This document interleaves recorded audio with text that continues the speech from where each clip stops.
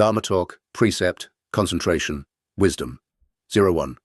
The Path of Practice in Buddhism, delivered by Elder Thích Thông Lạc. Audience: lay Buddhists. Time: year 1998. 1. Humanistic morality, cause and effect. Lay Buddhists from Chaojok, Namo. Fundamental teacher, Shakyamuni Buddha. Respectfully bowing to the Venerable Ones, we are lay Buddhists from Chaojok. Today, we have a karmic condition to respectfully bow our heads and make this presentation. A lay Buddhists from Chaojok.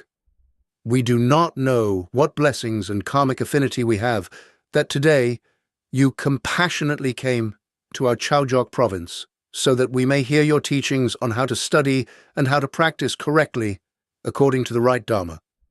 Respectfully bowing to the Venerable Ones, we, the Buddhists of Chaojok, sincerely wish that you would grant us the right Dharma so that we may know which teachings are the right Dharma to follow, which teachings are wrong paths to avoid, so that we may obtain right view and practice correctly according to the Buddha's right Dharma.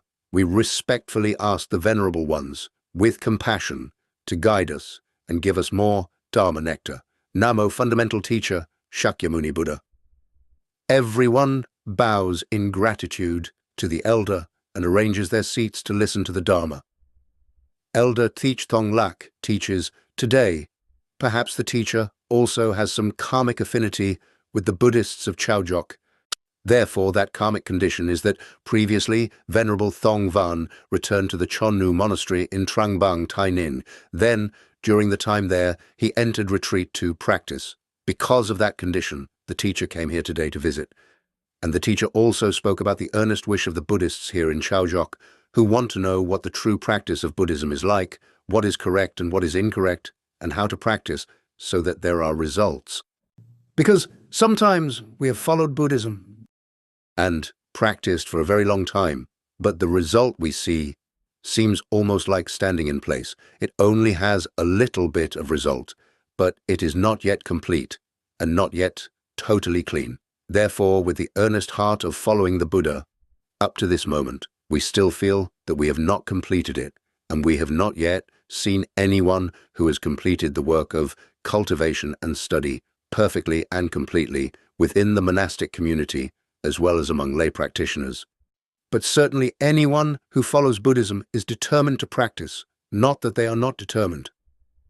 First, the teacher would like to clarify. The teacher is also a person, just like all of you Buddhists, not different at all. The teacher also followed the teachings in the scriptures, from Mahayana scriptures, then the early Buddhist scriptures, then Mahayana again, to practice. Speaking about the experience of practicing through many methods like that, and then in which method can lead one to the place of liberation and peace. That is the talk today. Therefore, the teacher would like to clarify. The teacher is not a saintly monk.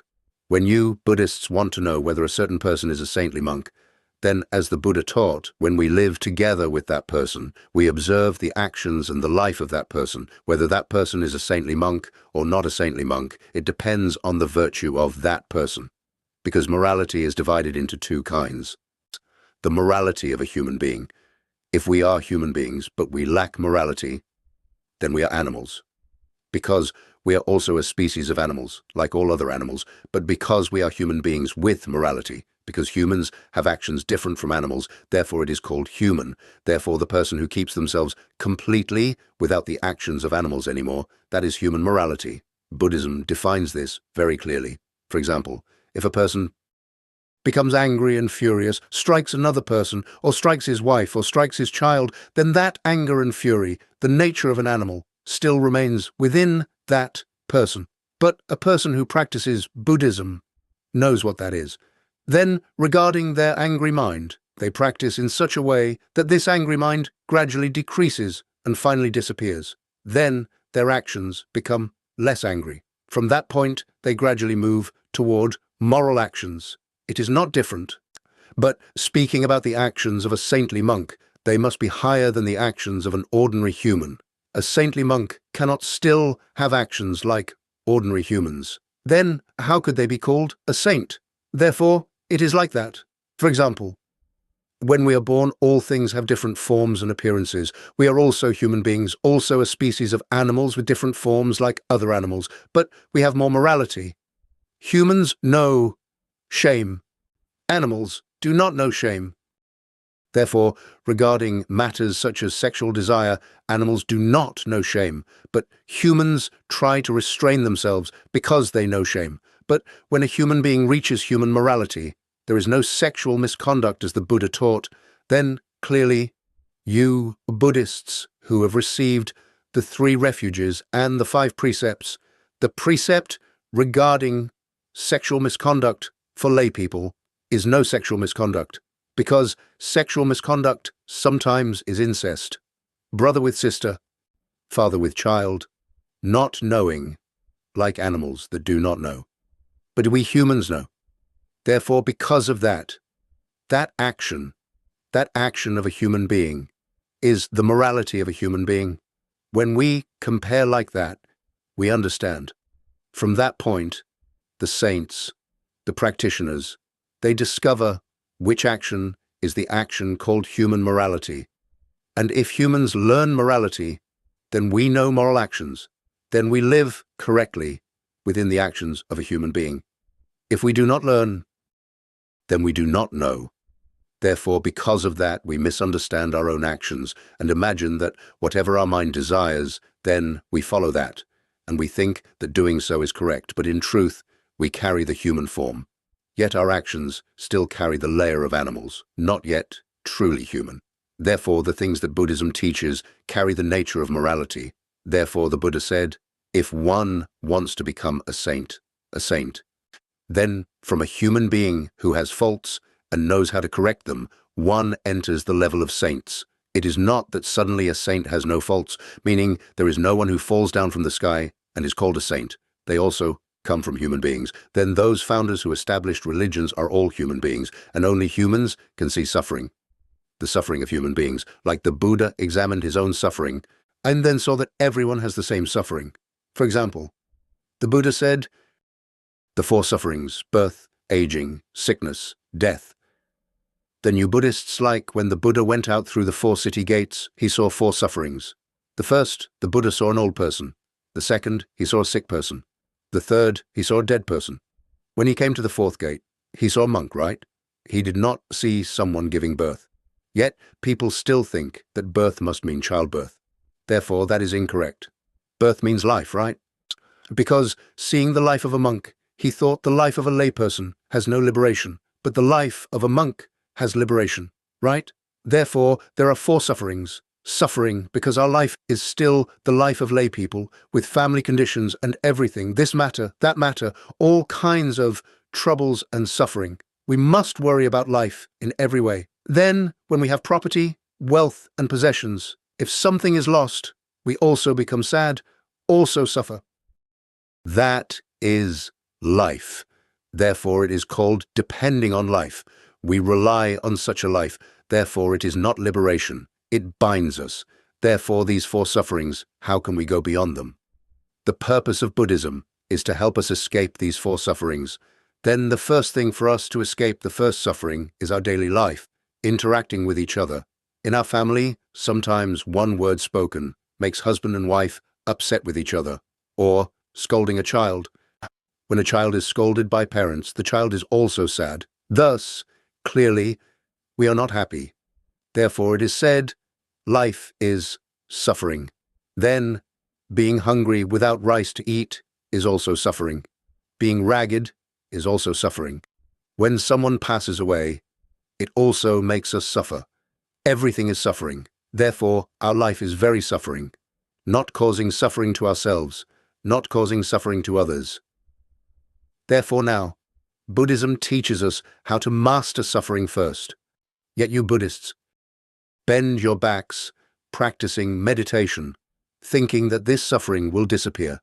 Our first suffering is that we do not see our own morality, because morality has a very clear morality.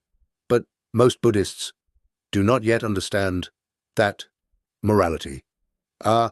Speaking of Buddhism, it seems as if there is no morality. People teach us to make offerings, to chant.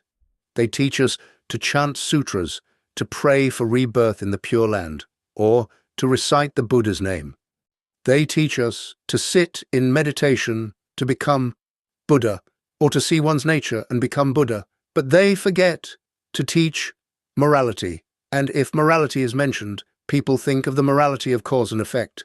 They say the morality of cause and effect is reincarnation. Therefore, it becomes superstition, turning morality into superstitious morality.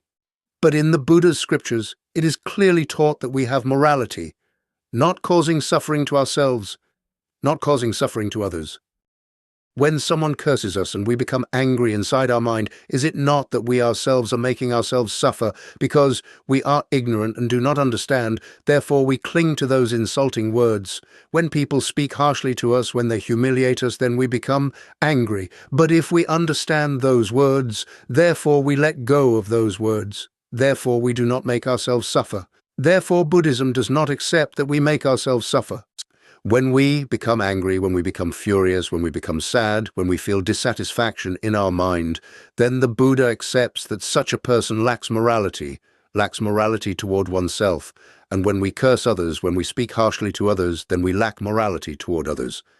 That action is a lack of morality.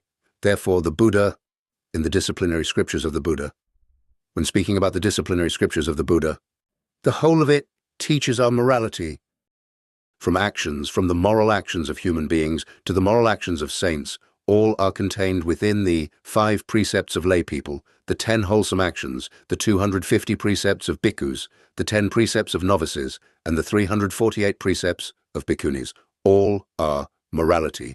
Why does Buddhism aim at morality with so many actions like that? To help us escape from the life that we are living in suffering. The purpose to escape. The Buddha did not speak about meditation, but the Buddha said, when the precepts are pure, the mind is pure, and a pure mind is concentration. Therefore, the Buddha said, from precepts arises concentration, from concentration arises wisdom. Yet people today do not practice the precepts, but they go and sit, trying to gather the mind, to eliminate all wandering thoughts, in order to suddenly become Buddha. Without virtue, yet wanting to become Buddha, how could one become Buddha? Right? Therefore, we think it is lofty, but we cannot reach it in practice. We practice with a foundation. We build on a foundation of morality, not causing suffering to ourselves, not causing suffering to others. Even when we have learned that morality, then that morality is truly the morality of cause and effect. Because if it is good, then it does not cause suffering to ourselves or to others. But if there is evil within it, then it causes suffering to ourselves and to others. When someone curses us and we feel sad, that means there is evil, because when they curse, that is already evil. That is the cause they create. And here we receive the result. We feel sad and suffer. Clearly, that is cause and effect. Therefore, when we understand good and evil cause and effect, then we know that when we speak a word that makes someone sad, then we are a person who lacks morality, because when we speak and make someone sad, that is an evil action, and an evil action. Buddhism says, not causing suffering to oneself, not causing suffering to others. Why do we say words that make others sad? Are we not a person who lacks morality? We lack it. When someone speaks to us and we become sad, making us suffer inside, yet we ourselves do not resolve it to end that suffering, then we are a person who lacks morality toward ourselves, already lacking morality toward others, and also lacking morality toward ourselves. Then what kind of human being are we, right? Therefore, studying Buddhism is wisdom based on morality, so that we can resolve the suffering of ourselves and of others. Therefore, when we study morality, we know our actions. We know whether the words we speak are evil or good. If they are evil, meaning they cause suffering to ourselves and to others, then we do not speak them, right? Therefore, when our words bring peace to others, make them happy, and make them at ease, make them joyful, then our words are good words. But when we speak and make others suffer, then that is different. Then actions are actions. If we glare at someone, then in their mind, what will they think? That action makes them suffer. Just as when someone glares at us, then we think and we suffer inside our mind. Therefore, the Buddha teaches us starting from actions, and those actions are contained within the Buddha's precepts. Just as the Buddha teaches us, do not commit sexual misconduct, he teaches us, prohibits us. The act of sexual misconduct is the act of an animal, not something a human being should do. And a person who has morality, who would commit sexual misconduct, therefore one does not seduce another person's wife, one does not take another person's husband, therefore those are the moral actions of human beings, not yet the actions of saints. But speaking about the precepts of a saintly monk, there is completely no sexual desire. How could a saint still have sexual desire, right? Sexual misconduct is already not allowed. But that is the morality of humans. When reaching the stage of a saint, there cannot remain sexual desire anymore. And sexual desire has many actions. For example, when our eyes look at another person and we like them, a woman we like, then that is already lust. That is an action of lust. When a thought arises in our mind, that is lust, right? When we think about something with a person of the opposite sex, then that is a lustful thought of ours. Therefore, there are three actions through which we carry out cause and effect. A cause in the mind has not yet become a result. But when it reaches our speech, when we tease a certain girl and she curses us, right there the result already appears, because that action lacks morality. Therefore, we are cursed immediately, the result comes immediately. Therefore, cause and effect begins from the point where the thought arises but has not yet produced a result, because when a thought arises in the mind, others do not know, therefore it has not yet produced a result. But when it reaches action, for example, now we see someone's bicycle and we like it, we secretly steal it. In our mind, we think, in this way, no one can accuse me yet. But when we come to the action, we go and push their bicycle. The action of our body pushing the bicycle, they see it, they catch us. They beat us. Then the result follows immediately. Or when we see something and we think it is wrong, we open our mouth and speak. Then they become angry and beat us. Therefore, that result follows our speech immediately. Therefore, cause and effect is right in our actions, body, speech, and mind. These three places are the actions of the law of cause and effect. And the law of cause and effect is very fair. Very fair. It cannot lack fairness.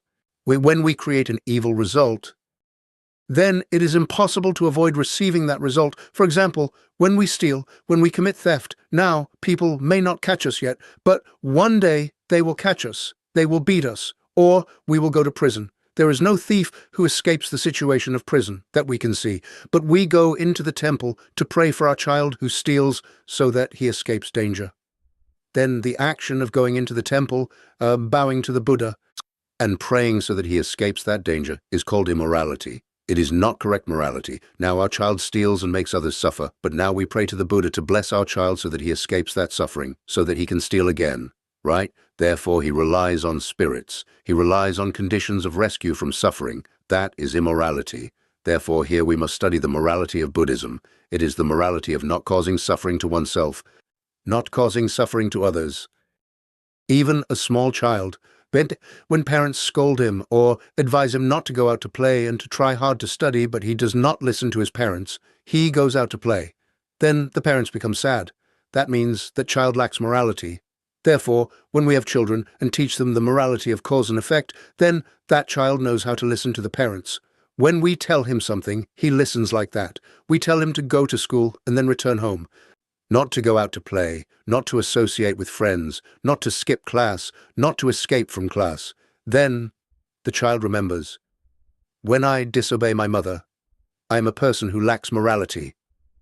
But if the mother or the father scolds the child harshly or beats the child, then the father and the mother lack morality.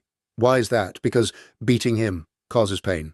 Scolding him causes sadness. Buddhism does not accept actions that make others suffer, even if it is our own child. And therefore, parents must also learn the morality of cause and effect so that they teach their children, advise their children, rather than beating or scolding them. That is correct morality.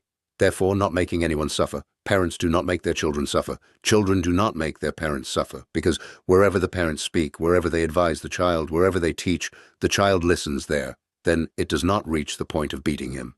That is a filial child, and the parents would never have the heart to beat their child, because the child listens wherever he is taught. He does not argue. Thus, studying morality has such benefit. Therefore, it develops through each age. Just as childhood is joyful according to childhood, it will develop according to that. Then, its actions. We teach its morality, so that it is correct within the framework of the morality of cause and effect, and so that it does not cause suffering to others. Young age usually, when they are still young, around the age of 15, 16, 17 years old, some children, many children, have doubts. They do things like adults. For example, when going into the classroom, they look for those hairs from a caterpillar and put them so that the female teacher or the male teacher will itch for fun. Those things. We must teach them that such actions, teasing the eyes like that, make other people suffer. They itch, they suffer. And then the teacher becomes angry. He beats and hits many other students. Thus, he has made himself suffer, and he is cruel to others. Morality of a gentleman is immorality, for example, a case like Kwanam Tikin. She was a woman disguised as a man to practice, but at that time she was accused by Thimao. Then she remained silent. She endured in the style of a gentleman. Therefore, she did not speak, until when she died, people discovered that she was a woman. Therefore, people honored her as Kwanam, but according to the morality of cause and effect, she was not correct. She was immoral. Because she remained silent, therefore, people mistreated her, people beat her, people interrogated her to ask her whether she was the author of Thimao's pregnancy. Therefore, she did not speak. People did not know whether it was her or someone else. Therefore, it created conditions for others to commit more evil actions. At the same time, people insulted her and considered that she was a false practitioner, not genuine. When it was discovered, people regretted it. Thus, they had committed evil. Then they regretted it. That means making their minds suffer. Now, when the teacher says this, you can see, from the past until now, everyone has respected her virtue. But in truth, standing within the law of cause and effect of the Buddha, she made others suffer by committing evil. And she herself made herself suffer. Because she did not speak, therefore people beat her, she was hurt, then she endured people insulting her, right? Therefore, according to Buddhism, she made herself suffer and also made others suffer, right? Thus, that is immorality. You examine this, is it correct? Therefore here, the morality of cause and effect is that whoever acts, the action of cause and effect that creates evil, must bear its result. Why let others create more evil results? Then such morality is not morality, it is only the morality of a hero. Therefore, Kwanam Thikin is only endurance, in order to prove that she is a personal hero. Therefore, Buddhism does not teach us to be gentlemen. It teaches us to be liberated human beings. Therefore, the moral action of Buddhism is how not to make oneself suffer, not to make others suffer, not to seek personal heroism. Therefore, it is not called a gentleman, but called a liberated person. Therefore, the morality of Buddhism is called the morality of liberation. 2. Pure discipline in the life of a Buddhist monk. But the morality of liberation, in truth, Buddhists rarely hear the precepts of the Buddha from hygiene, from actions of hygiene, such as spitting saliva, spitting phlegm on the grass or into the water. The Buddha already prohibited this. That is an action lacking morality. Why? Because those things are dirty. When we do that, it spreads infection and dirt in our living environment. Therefore, that action, for more than 2,542 years, the Buddha already knew about our environment and how to keep the environment clean. From garbage, from eating, Sariputta, when the Buddha moved. Because in the past, the Buddha was a wandering monk, a mendicant monk. Today he stayed in this place, tomorrow in another place. He did not stay permanently. He did not stay in one temple forever. And therefore, when he left, Sariputta was the person who cleaned the hygiene in that area. He cleaned all the garbage, food remains, banana leaves, all things, and buried them all, as if returning the place where they had stayed very clean and hygienic, then leaving. But when arriving at a place, Sariputta was the person who cleaned all the sanitation there so that it became clean. When the Sangha, 1,250 monks or 500 monks, arrived there to stay, it was all clean. When leaving, it was clean. When staying, it was also clean. Therefore, one must not spit saliva on the grass or on the ground. It must be in a proper place, a proper location. Right now, do we see whether we ourselves are people who have morality or not, sitting and eating sugarcane on a vehicle, then throwing the remains onto the road? Is that moral? According to Buddhism, that is a lack of morality. When we eat a wrapper or a piece of cake or some paper, or when we hold a loaf of bread with a wrapping paper, we eat it, then we throw that paper wrapper down onto the road or into the water where we do not see it. Because we have not studied, therefore we do not see that action as being called a moral action. And here the teacher says that this is only an action of hygiene, general hygiene, environmental hygiene. But now people only begin to see that our environment is polluted. Scientists have just seen that it is polluted, and they call for protecting environmental hygiene from pollution. But 2,500 years ago, there was already a person who had seen that hygiene must be preserved like that. Only until now do we see that it is polluted, extremely polluted, then we speak.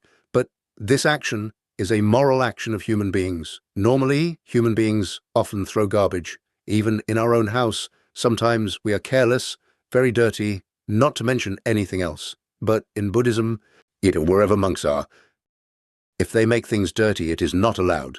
Making noise, that is, talking loudly, arguing, quarreling, or clattering bowls and dishes, making noise, the Buddha expelled them immediately.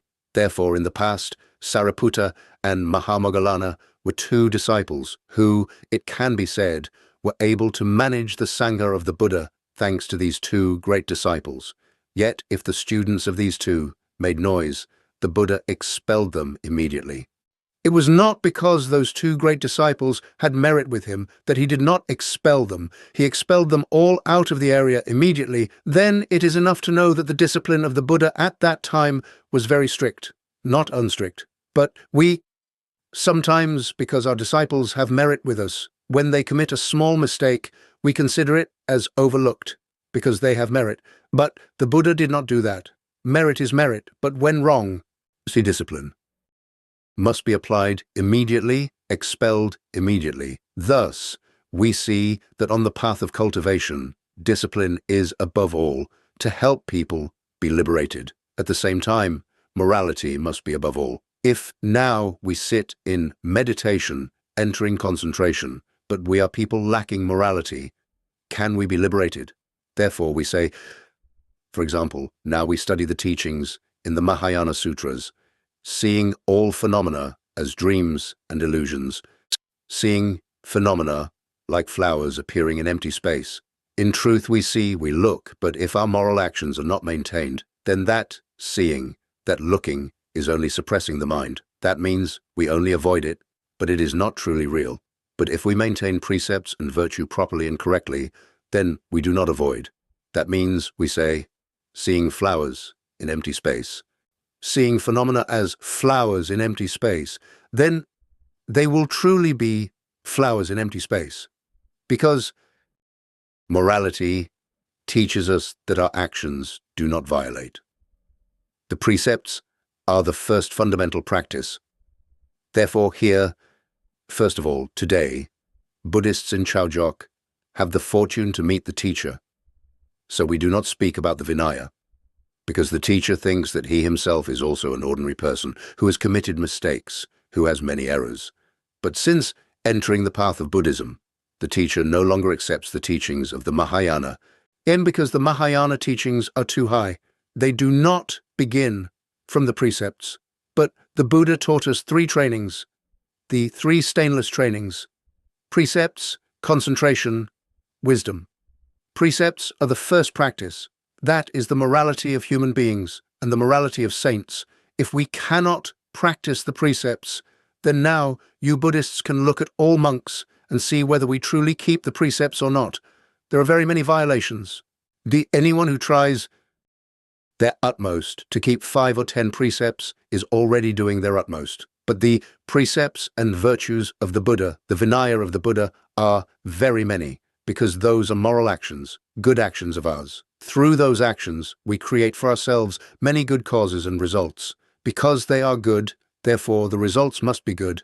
Therefore here, when a person truly practices the morality of Buddhism, then we see, first of all, that our family becomes happy. That means the people in the house do not make each other suffer. That is the first thing. The second thing is toward the people around us, our friends and relatives. We never make anyone suffer. An entire society, an entire country of Vietnam, where no one makes anyone suffer, then ask yourselves, is that heaven or is it hell? Do we still need to pray to be reborn in the Pure Land? In life, and not everyone is calm and peaceful. No one makes anyone suffer. No one is ever dissatisfied with anything at any time. No one ever still holds resentment. Then, like that, we must enter from the learning of the morality of Buddhism. To learn the morality of Buddhism, that means we learn the path of cause and effect, the road of cause and effect, so that every day we use that road to bring joy to ourselves and to everyone. Then like that, is it practical? Practical, very practical.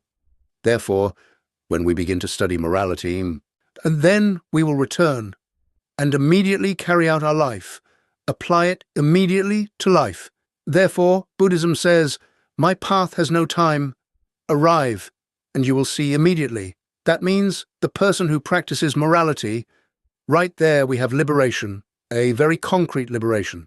Now we have only gained 1 or 2 moral actions, yet we have already seen the peace and happiness. And if we practice all of the moralities completely, then we have already seen that we can master our own life, no longer suffering. Then do we need meditation? And at that time, is there meditation yet? There already is. The Buddha already affirmed, a pure mind is a mind free from sensual desire, free from evil states, no longer making oneself suffer, no longer making others suffer. That is the meditative mind. Therefore, the Buddha said, from morality arises concentration. If a person keeps the precepts seriously, then the mind is pure, and the pure mind is the meditative mind. Then is the meditation of the Buddha the ending of all thoughts? Not at all. Have you Buddhists heard the words of the Buddha about entering the first jhana? The first jhana is the first meditation, right? The Buddha said, separated from sensual desire, separated from evil states, one enters the first jhana. From separation from desire arises joy and happiness, with applied thought, with sustained thought. That means there are thoughts, there is intentional thinking, right? It is not the ending. But the thinking of a person is thinking of goodness. They live within wholesome states. Therefore, in the teaching of the 4 right efforts, the Buddha taught, unwholesome states that have not arisen, do not allow them to arise. Those that have arisen, abandon them. Wholesome states that have not arisen, arouse them. Those that have arisen, increase them. That means we always live in our consciousness completely with goodness, not to destroy consciousness. The purpose of meditation in Buddhism is to remove the imaginative consciousness, not to remove the conscious mind, because we use the mind to live every day.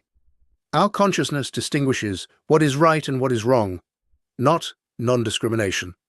If you are in non-discrimination, then now, when you see this or that, when you go out to the street and see a car, you would not avoid it because you are in non-discrimination, right? Then the car would hit you, right? But when we discriminate, we know. But the imaginative consciousness is a very great harm. You have 3 consciousness, imaginative consciousness and mind consciousness. The metaphysical world that currently exists, the Buddha determined it like this. It is due to your imagined knowing, not true knowing. Therefore, now we do not know what the soul is like, we imagine it to be like that, then we think it also has a shape. Its shadow also looks like us, it also has hands, it also has feet, only that it is vague, illusory. Sometimes appearing here, sometimes appearing there, that is called our soul. That is wrong, that is imagined knowing. Because our consciousness is a limited intellect, our understanding has limits. It cannot go beyond space to know what the future will be like. It cannot remember many past lives. Time is divided like that, and space is stretched out. Therefore, our consciousness looks from here toward the city, then we cannot see it. Therefore, it is stretched out. It is separated. Like when we sit here and this wall separates us, that means space has already separated us. Then outside there our mind stops. Therefore, that intellect is called limited intellect, because our consciousness, although it distinguishes this and that, the object must be present for it to distinguish clearly. If it is not present, then we must borrow our imagination. We imagine that thing like this. We imagine that thing like that, so that we think it is correct like this, that correct like that. But how can imagination be correct? Therefore, the metaphysical world that now we think that when we die, we invite monks to come to chant sutras, to pray for liberation of the soul, to pray for peace, all of that is wrong. Superstition. Because the Buddha clearly determined, if there were even a tiny bit of consciousness, like the dirt under my fingernail, then humans in this world could not practice liberation, and my teaching would not appear in the world. That means there is still a tiny bit, the Buddha said. One day, when the assembly of bhikkhus gathered in great numbers, the Buddha took a piece of earth from the ground under his feet and placed it on his fingernail. Just a very small amount, only a few grains of sand, not much. The Buddha said, if our consciousness still has even a tiny bit remaining, then human beings in this world cannot attain liberation, because if that remains, then our ego still remains. There can never be liberation, because it is formed by conditions, yet we mistake it as having a self.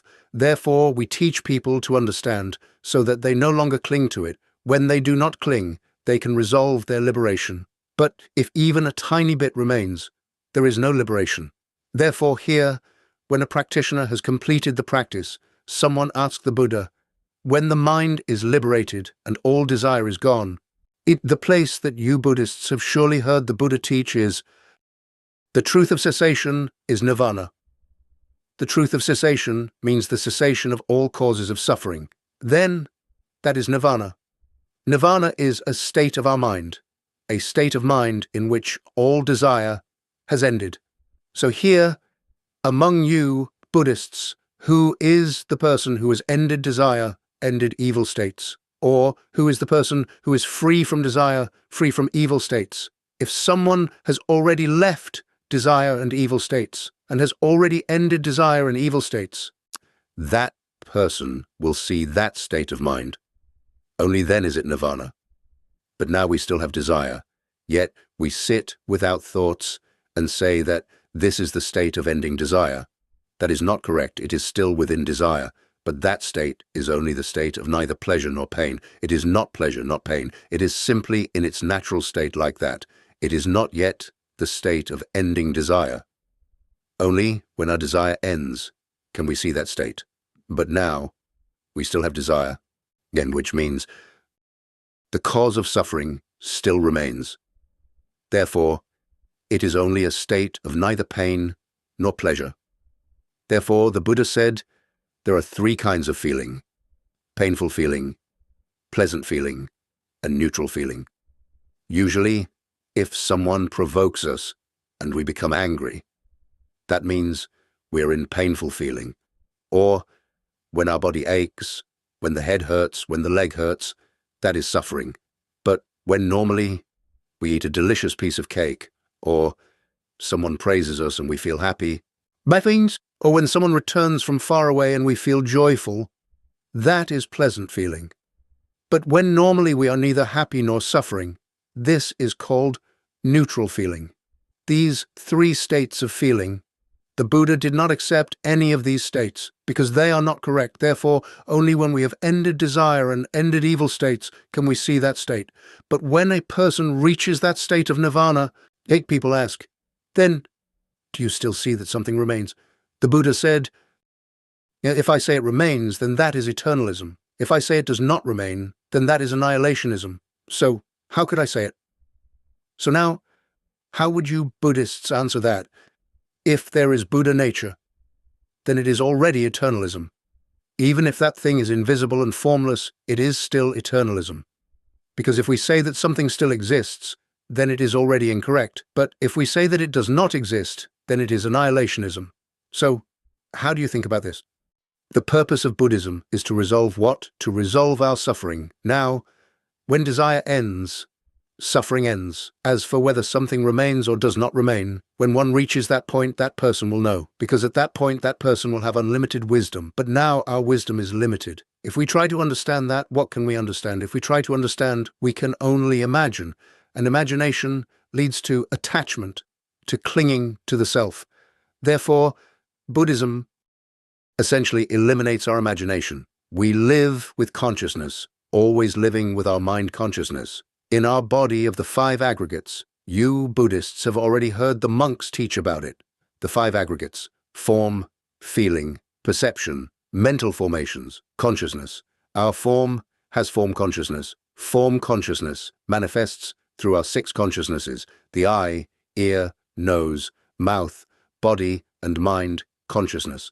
As for imagined consciousness, it operates through our dreams when these 6 consciousnesses are asleep. That is why we dream.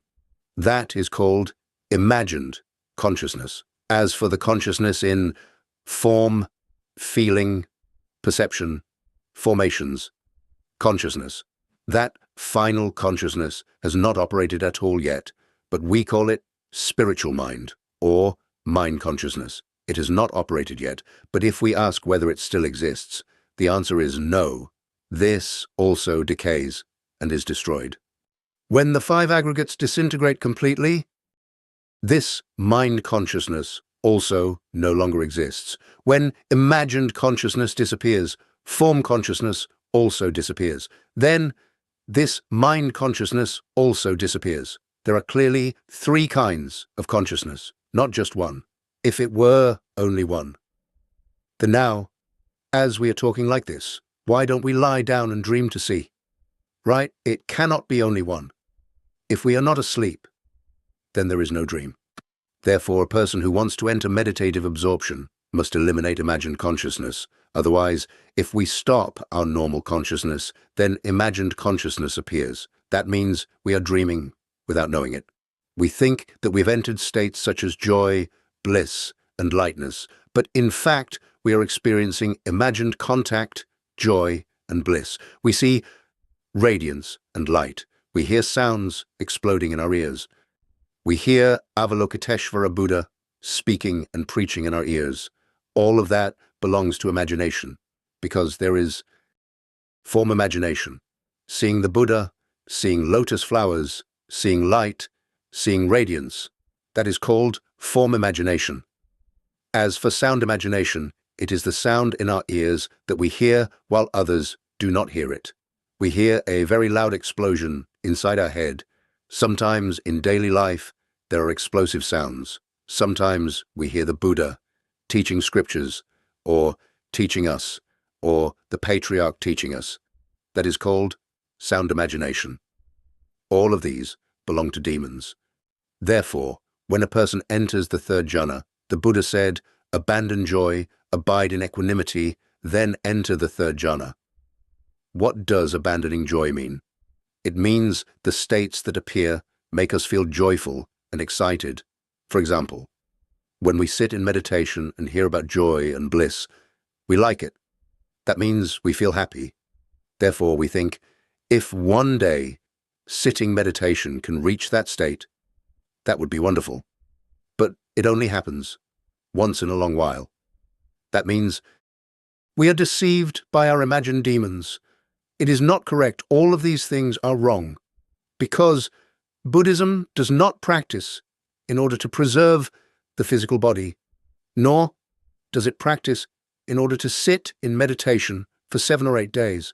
The purpose, as I have said earlier, is how to make our mind immovable, free from desire, free from evil states. That means when people insult us, we do not become angry. When painful feelings arise, we remain the same.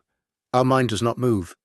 There is no fear. That is called immovable mind concentration. When we enter that concentration of mind, that is the goal of liberation in Buddhism. It is not for meditation itself. It is not for precepts themselves. It is not for anything else. It is for the liberation of the mind. That is the purpose, and that purpose must begin from the morality of Buddhism, the morality of cause and effect, not causing suffering to oneself or to others. That morality will be realized. From there, when we practice and abandon our attachments, the process of cultivation has methods. It is not without methods. These methods of practice become a kind of power, the power of the path, called spiritual power of the path. The spiritual power in Buddhism, as you Buddhists have heard in the Buddhist scriptures, is called the 5 powers: faith power, energy power, mindfulness power, concentration power, wisdom power. These 5 form the spiritual power of Buddhism. Therefore, this spiritual power will guide us to enter all the states of concentration. Therefore, in the scriptures, the Buddha taught the 4 bases of spiritual power. The 4 bases of spiritual power mean that whatever we wish will follow that wish. That means when the mind is pure, when desire and craving are gone, when evil states are gone, then at that time we practice the 4 bases of spiritual power. At that time, there is the base of concentration, because within them, there is the base of concentration. If we wish to enter any concentration, then we enter that concentration. So where does that spiritual power come from that allows us to do this? It comes from our pure mind. When desire is gone, when evil states are gone, then we give the command. That is called right intention. As you have heard in the early Buddhist scriptures, the Buddha taught right intention. According to the principle of the path, we form the intention according to the principle we want. Now, if we want to enter the 4th jhana, the Buddha taught in the scriptures, in the 4th jhana, the breathing must cease. Breathing must stop. Only then can the body truly be in concentration. Therefore, if we want the body to be in concentration while it is still breathing, then it is not concentration. Now you sit in meditation for 2 hours, 3 hours, but the body continues breathing hour after hour. Yet you call that concentration. If the body is still breathing, what kind of concentration is that? Right? Only when the body does not breathe is it concentration. Therefore, a person who has a pure mind will have the power of the path. But if we do not yet have a pure mind, then the power of the path does not exist. Therefore, when we command breath, stop and become still, it does not stop. Therefore, the Buddha said, purifying and stopping the breath, not suspending it, angst, nor fixing it. Purifying and stopping means a pure mind can cause the breath to stop. Because of that, we enter the 4th jhana. Why do we enter the 4th jhana? So that we clearly see that we have mastery over the breath. Now, if we say, breath, breathe again, breathe normally again, then the breath begins to recover and breathe normally again. Thus, if we want to die, it holds the breath. If we want to live, it breathes again. Then that power, we have already grasped and mastered that law of cause and effect. Thus, clearly, when we practice Buddhism, we have spiritual power. We have authority. It is not that we just sit there until thoughts disappear and then somehow enter it. If we have no path, then where do we go now? But with this, we can command it anywhere we want. Now, if we want to enter the 2nd jhana, we say, applied thought and sustained thought must become still. Then they become still immediately. Applied and sustained thought becoming still means verbal formation becomes still. We command verbal formation to become still. And when we command bodily formation to become still, bodily formation is the breath, right? When imagined formation becomes still, that is the 3rd jhana. At that time, that person no longer dreams. Therefore, a person who has attained the state of arahant does not dream. They are fully aware. The body sleeps, but their mind does not sleep. So, how could there be dreams? But when we lie down, the body sleeps. And the mind also sleeps. Yet people still talk about mind consciousness. Conscious of what? right? Everyone keeps saying mind consciousness, but where is the consciousness? When we sleep, it sleeps along with us. Yet people say it is permanent. How can it be permanent when it disappears in sleep? If it were truly permanent, when the body sleeps, the mind should remain awake. Only then would it be permanent. Now, when we are awake, we say, always knowing, always hearing, always seeing. Right? But when we sleep, why does it not always hear and always see? Someone can break into the house, they can break open our chest, they can even dismantle our house, they can take everything away, and we do not know. Only when we suddenly wake up do we know. So clearly it fell asleep, it was not awake. Then what kind of Buddha still sleeps like that? Is that Buddha still deluded? Therefore that idea is wrong. It is not correct. Therefore, when a person cultivates practice up to the third jhana, they break imagination. They no longer sleep. Thus, the body sleeps, but their mind does not sleep. Now, that can truly be called mind consciousness. It remains awake. Therefore, when a person enters the third jhana, they do not become ill, because their body sleeps. Therefore, the body does not become sick. But for us, our mind stays awake, and the body also stays awake. So, staying awake continuously, this person cannot eat well, even becomes thin and weak, wanders restlessly, and becomes sick. That illness is called insomnia. But a person who has entered the third jhana is different. Therefore, the actions of the Buddha in the past were like this. At midnight, he lay down in the lion's posture, yet at all times his mind still followed the breath. When the breath went out, he knew it went out. When the breath came in, he knew it came in. That awareness was never lost, but his body snored loudly in sleep. Therefore, he had no illness. But if we are careless, we may lose sleep and then collapse. Here, there was a monk named Min Tong.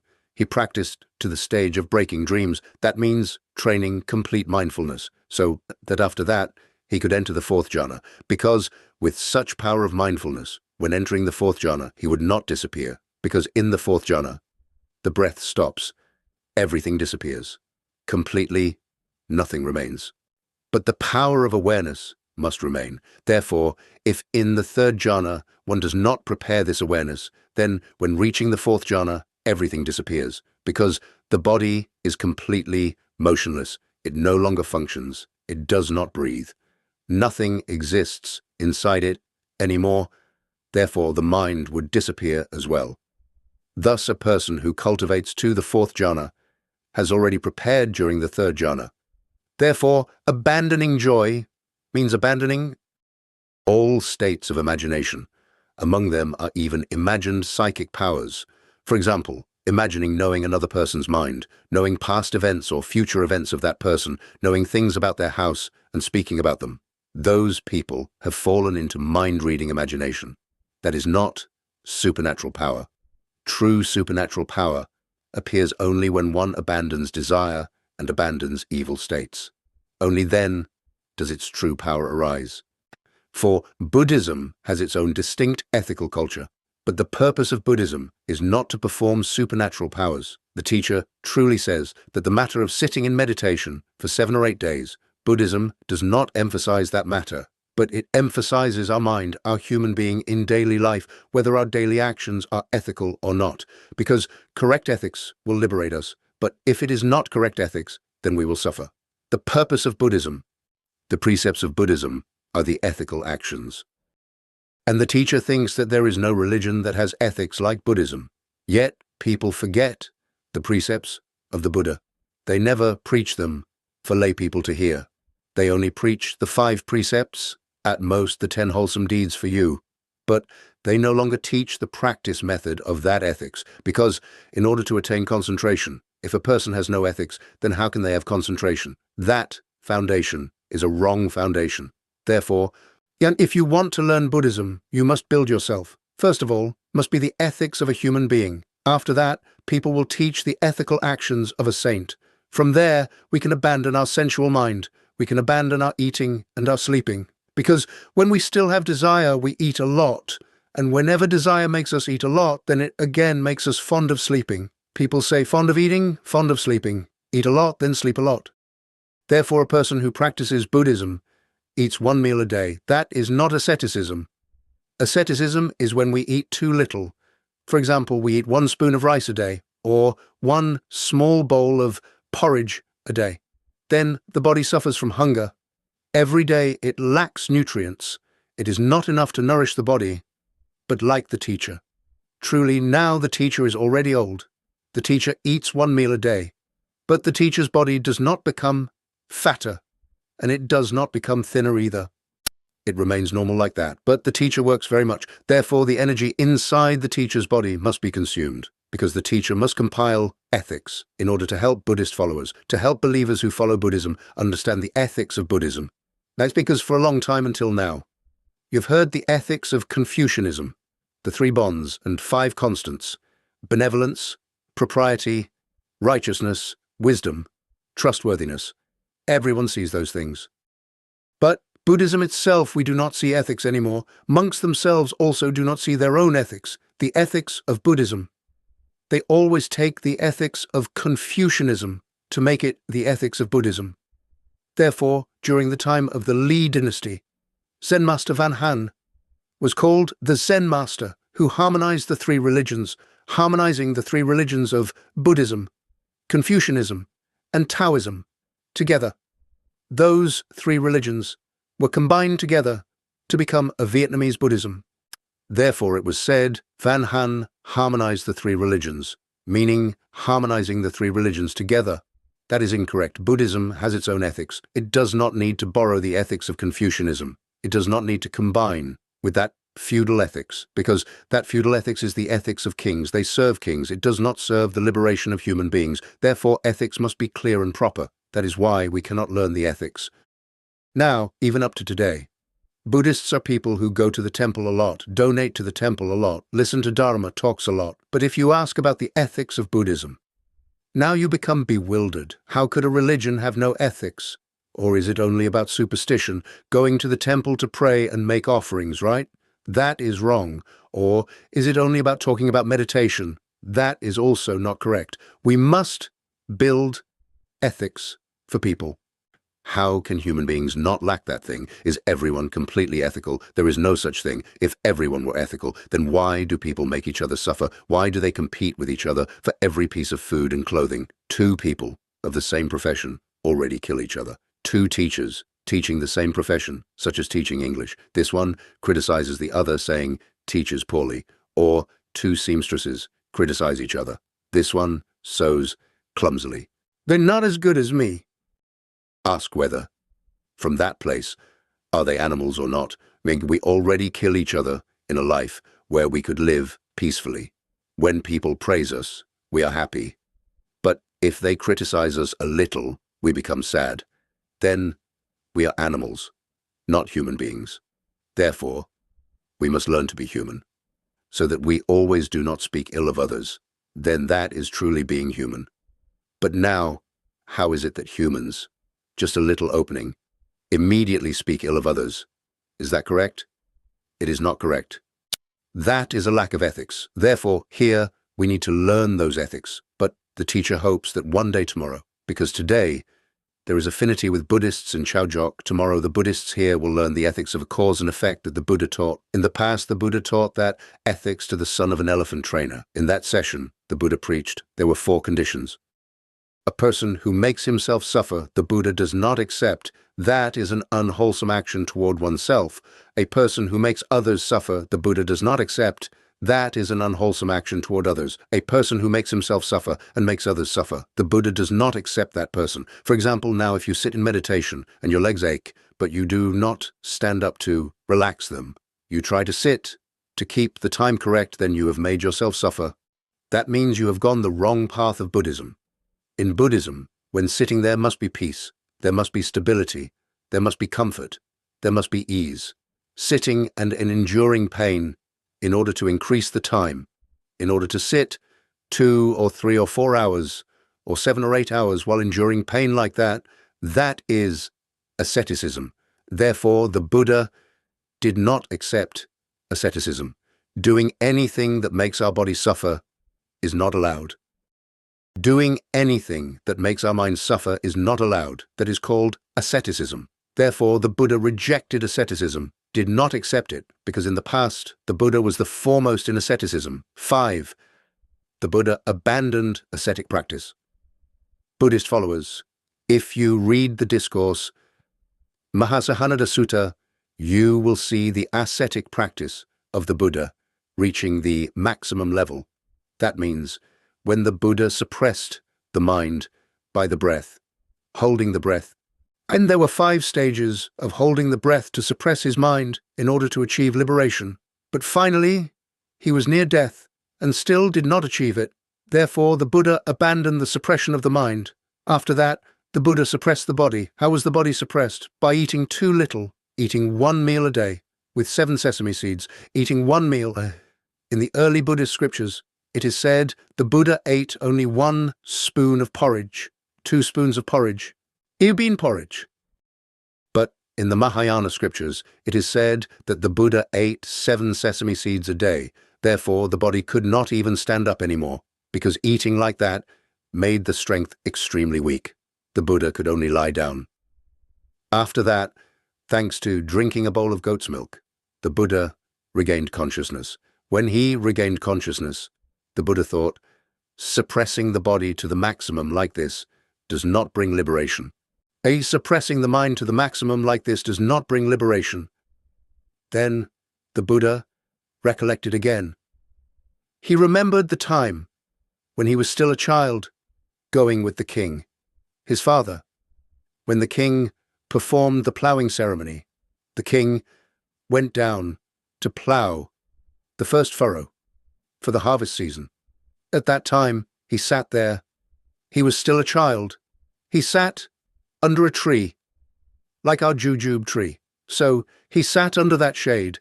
Then he abandoned desire, abandoned unwholesome states. But he was still a child. How did he abandon desire and unwholesome states? By directed thought. He directed the mind and said, "Mind of desire, depart." He gave the command. He directed it. He said, "Mind of desire, depart. Unwholesome states, depart. Depart completely." He sat there and began to feel tranquility. That tranquility began to be recalled by him. During the time when he practiced the teachings of the non-Buddhist ascetics, he did not find liberation. Therefore, in the end, he recalled the time when he was young. Then he said, "From abandoning desire arises joy and happiness." He said, abandoning desire, abandoning unwholesome states, one enters the first jhana, where joy and happiness arise from abandoning desire. Then he said, if there is joy and happiness, that means there is still desire. Then he established again, joy and happiness arise from abandoning desire, because abandoning it produces it. It is not because we chase after desire that we obtain it.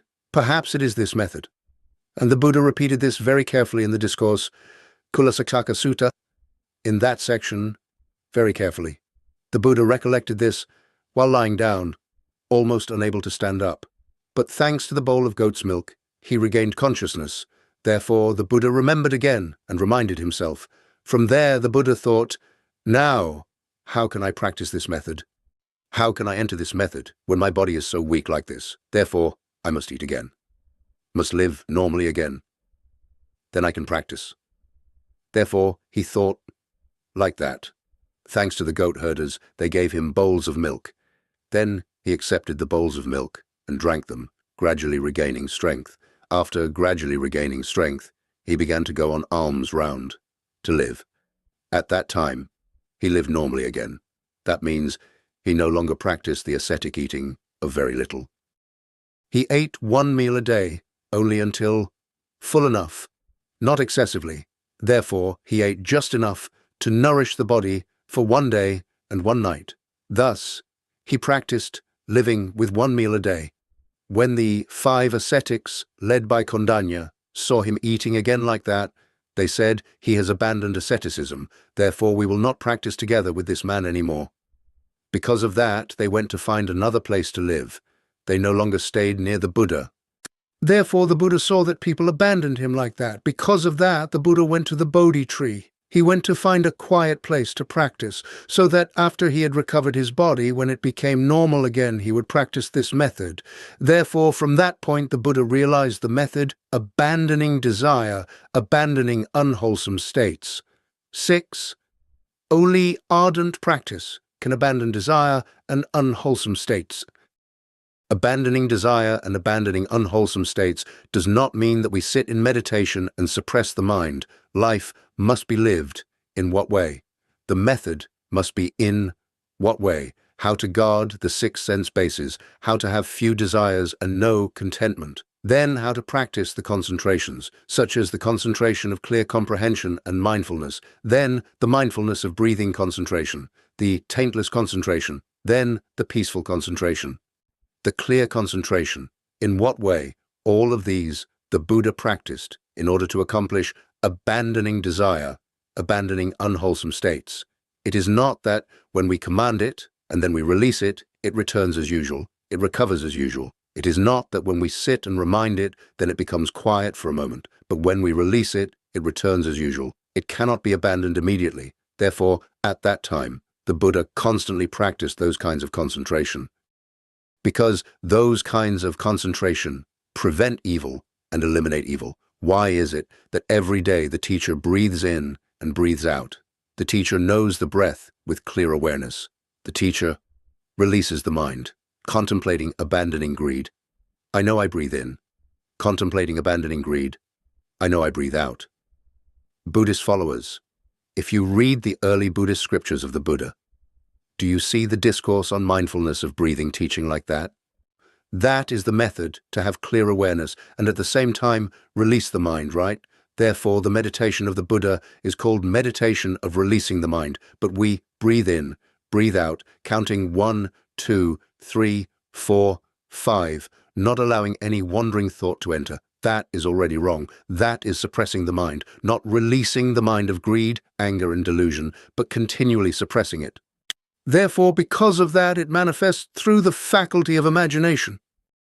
It gives rise to the desires of the imagination. It makes us have phenomena of supernatural powers and magic in order to satisfy the desire of consciousness, because our consciousness is stopped, not allowed to operate. Therefore, it manifests through imagination. From there, it appears through those things that we imagine as attainment of enlightenment.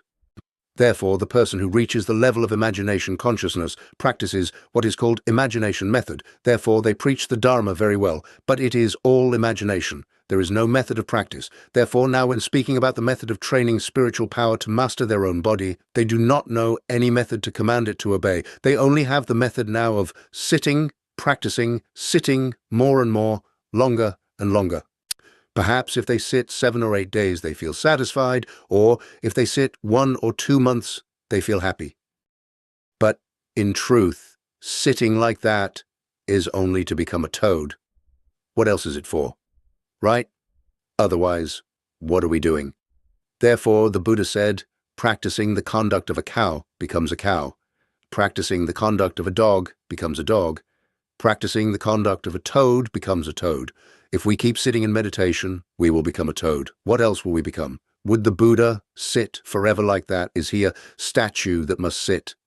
Therefore, practice is in the liberation of our mind. Not angry, not resentful, not troubled. No more greed, anger, delusion, arrogance, doubt. Right? Practice is the unmoving mind before phenomena, before our feelings. Even when the head aches, we do not waver. Even when death comes, we are not afraid.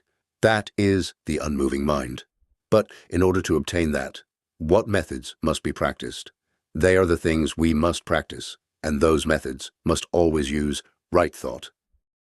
And the method of right thought must constantly remind the mind, then it becomes a power of the path. Therefore, that power, from then on, when we remind the mind, once it immediately acts, right? But now, if we never remind it, then when that time comes and we remind it, it does not know anything to do. That is it. The teacher says like this, those of you in the city may not know whether you have ever seen a farmer plowing a field. If we train an ox or a buffalo to plow the field, and we shout tha, vi regularly so that it hears it, when we shout tha, the buffalo hears it and goes along that path. It does not go wrongly. Right? When we shout Vai, it turns. It does not go astray. That is the method of training the mind, just like training an ox or a buffalo to plow the field. Therefore, if we do not command it like that, how can it be done? The teacher repeats. Like Master Tu Dao Han, as we read in the legendary stories. Then we see Master Tu Dao Han. Because of revenge for his father, he went to train mantra powers in order to take revenge. Therefore, he went to Mount Tucson. That is in the north of our country. Mount Tucson. Surely everyone knows it. He entered that mountain. Then he recited the mantra. Each time, he recited the Great Compassion Mantra. There was no other mantra. Now, all of you know the Great Compassion Mantra by heart. Every Buddhist follower chants sutras and recites the Great Compassion Mantra already. Yet now we have no power at all. Nowadays, many temples specialize in reciting the Great Compassion Mantra, but none of them have spiritual power. But this man only recited the Great Compassion Mantra. 1,000 recitations of the Great Compassion Mantra, and he succeeded. Why is that? Because now he placed a stick in front of him. Because people in the mountains usually have a walking stick. Because when walking, they fear falling or encountering snakes. Therefore, when we live in the mountains, we must have a stick. First, the stick probes the path. We hold it like that. If snakes are ahead and bite, then we avoid being bitten. Second, when walking on rocks that are slippery, therefore the stick gives support and assistance. Thus, in forests and mountains, everyone has a stick. So, when he entered the forest of Tucson and practiced in the mountain of Tucson, certainly he had a stick. Therefore, when he placed the stick in front of him, he often recited the mantra. But we place nothing in front of us. We only place the scripture text and keep chanting, or knock the wooden fish and chant continuously, then afterward bow to the Buddha and leave. Therefore there is nothing spiritual about it.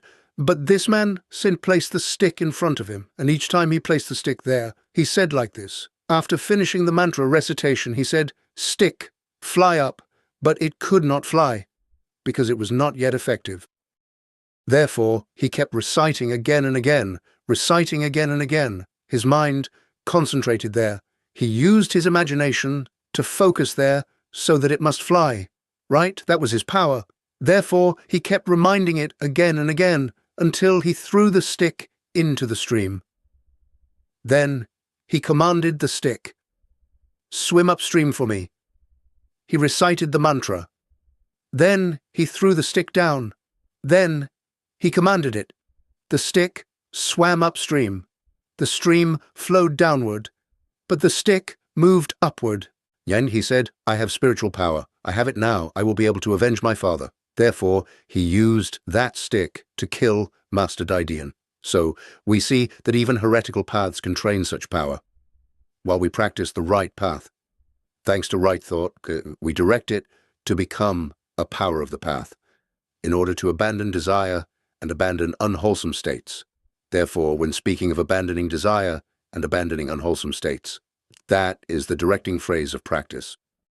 It is not that by saying it once it is immediately abandoned. Perhaps we must say it hundreds or millions of times before it abandons. Buddhist followers must remember this clearly. The teacher repeats this point clearly again. For example, now when we breathe and know the breath. That is not the main point. You practitioners think it is the main point, right? We rely on the breath so that the mind stops wandering thoughts. We try to concentrate on knowing the breath in and out so that there are no wandering thoughts. That is wrong. That is secondary. That is secondary awareness. The phrase, abandon desire, abandon unwholesome states, is also secondary. But does our mind, with ardent effort, really abandon desire and unwholesome states? We just reminded ourselves to abandon desire and unwholesome states. But when we see that cake, we immediately want to eat it. Then, do we have ardent effort with it or not? We immediately take it and eat it. Then, later, how can we tell it to abandon desire? It will abandon 3 or 4 more things, but it will not abandon. Right? The teacher says truthfully that this condition is one thing. We must have ardent effort. When we say that, then we must not do that thing anymore. Therefore, when craving arises, we must say, "You may crave whatever you crave. I will only eat at the proper time. Now I will not eat." Just like now we say, the mind is like a clod of earth without anger. But when we go outside and someone curses us, we immediately become angry. Then can we be like a clod of earth We already told ourselves to be like a clod of earth. Then we must be a clod of earth.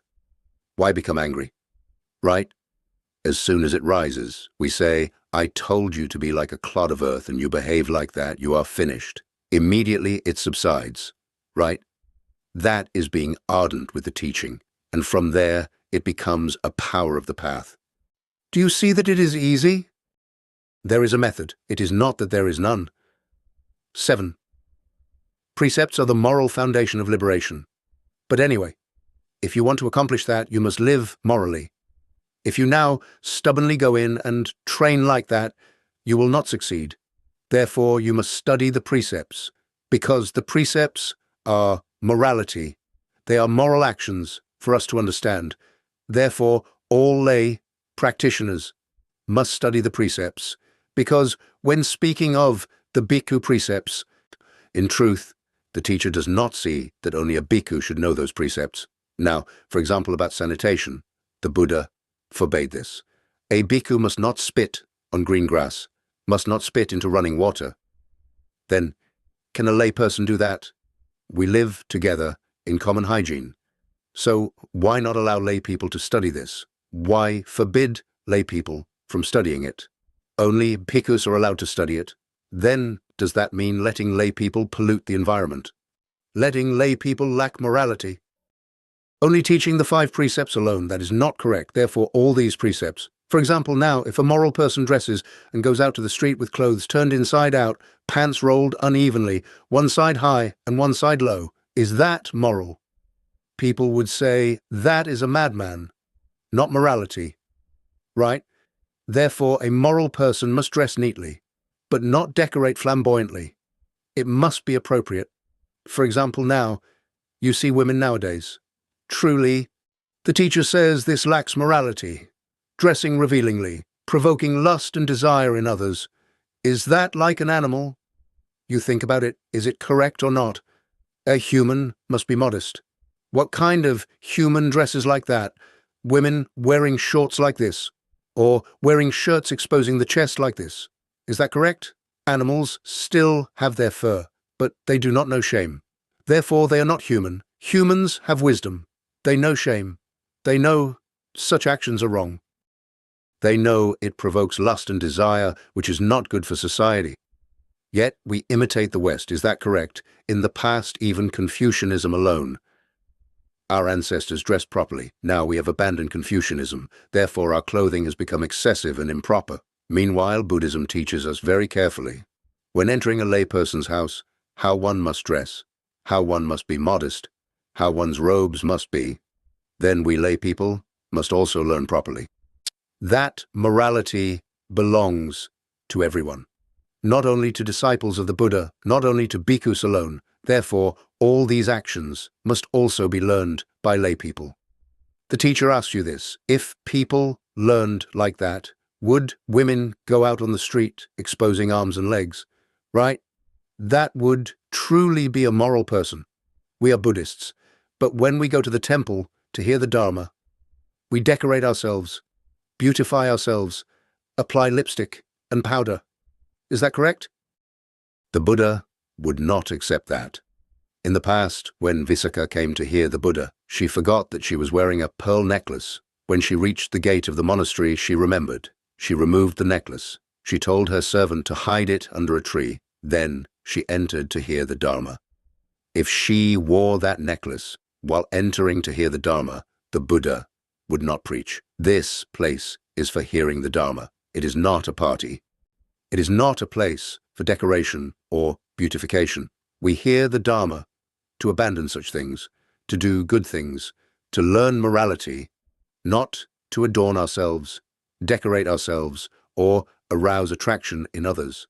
This place is not for that.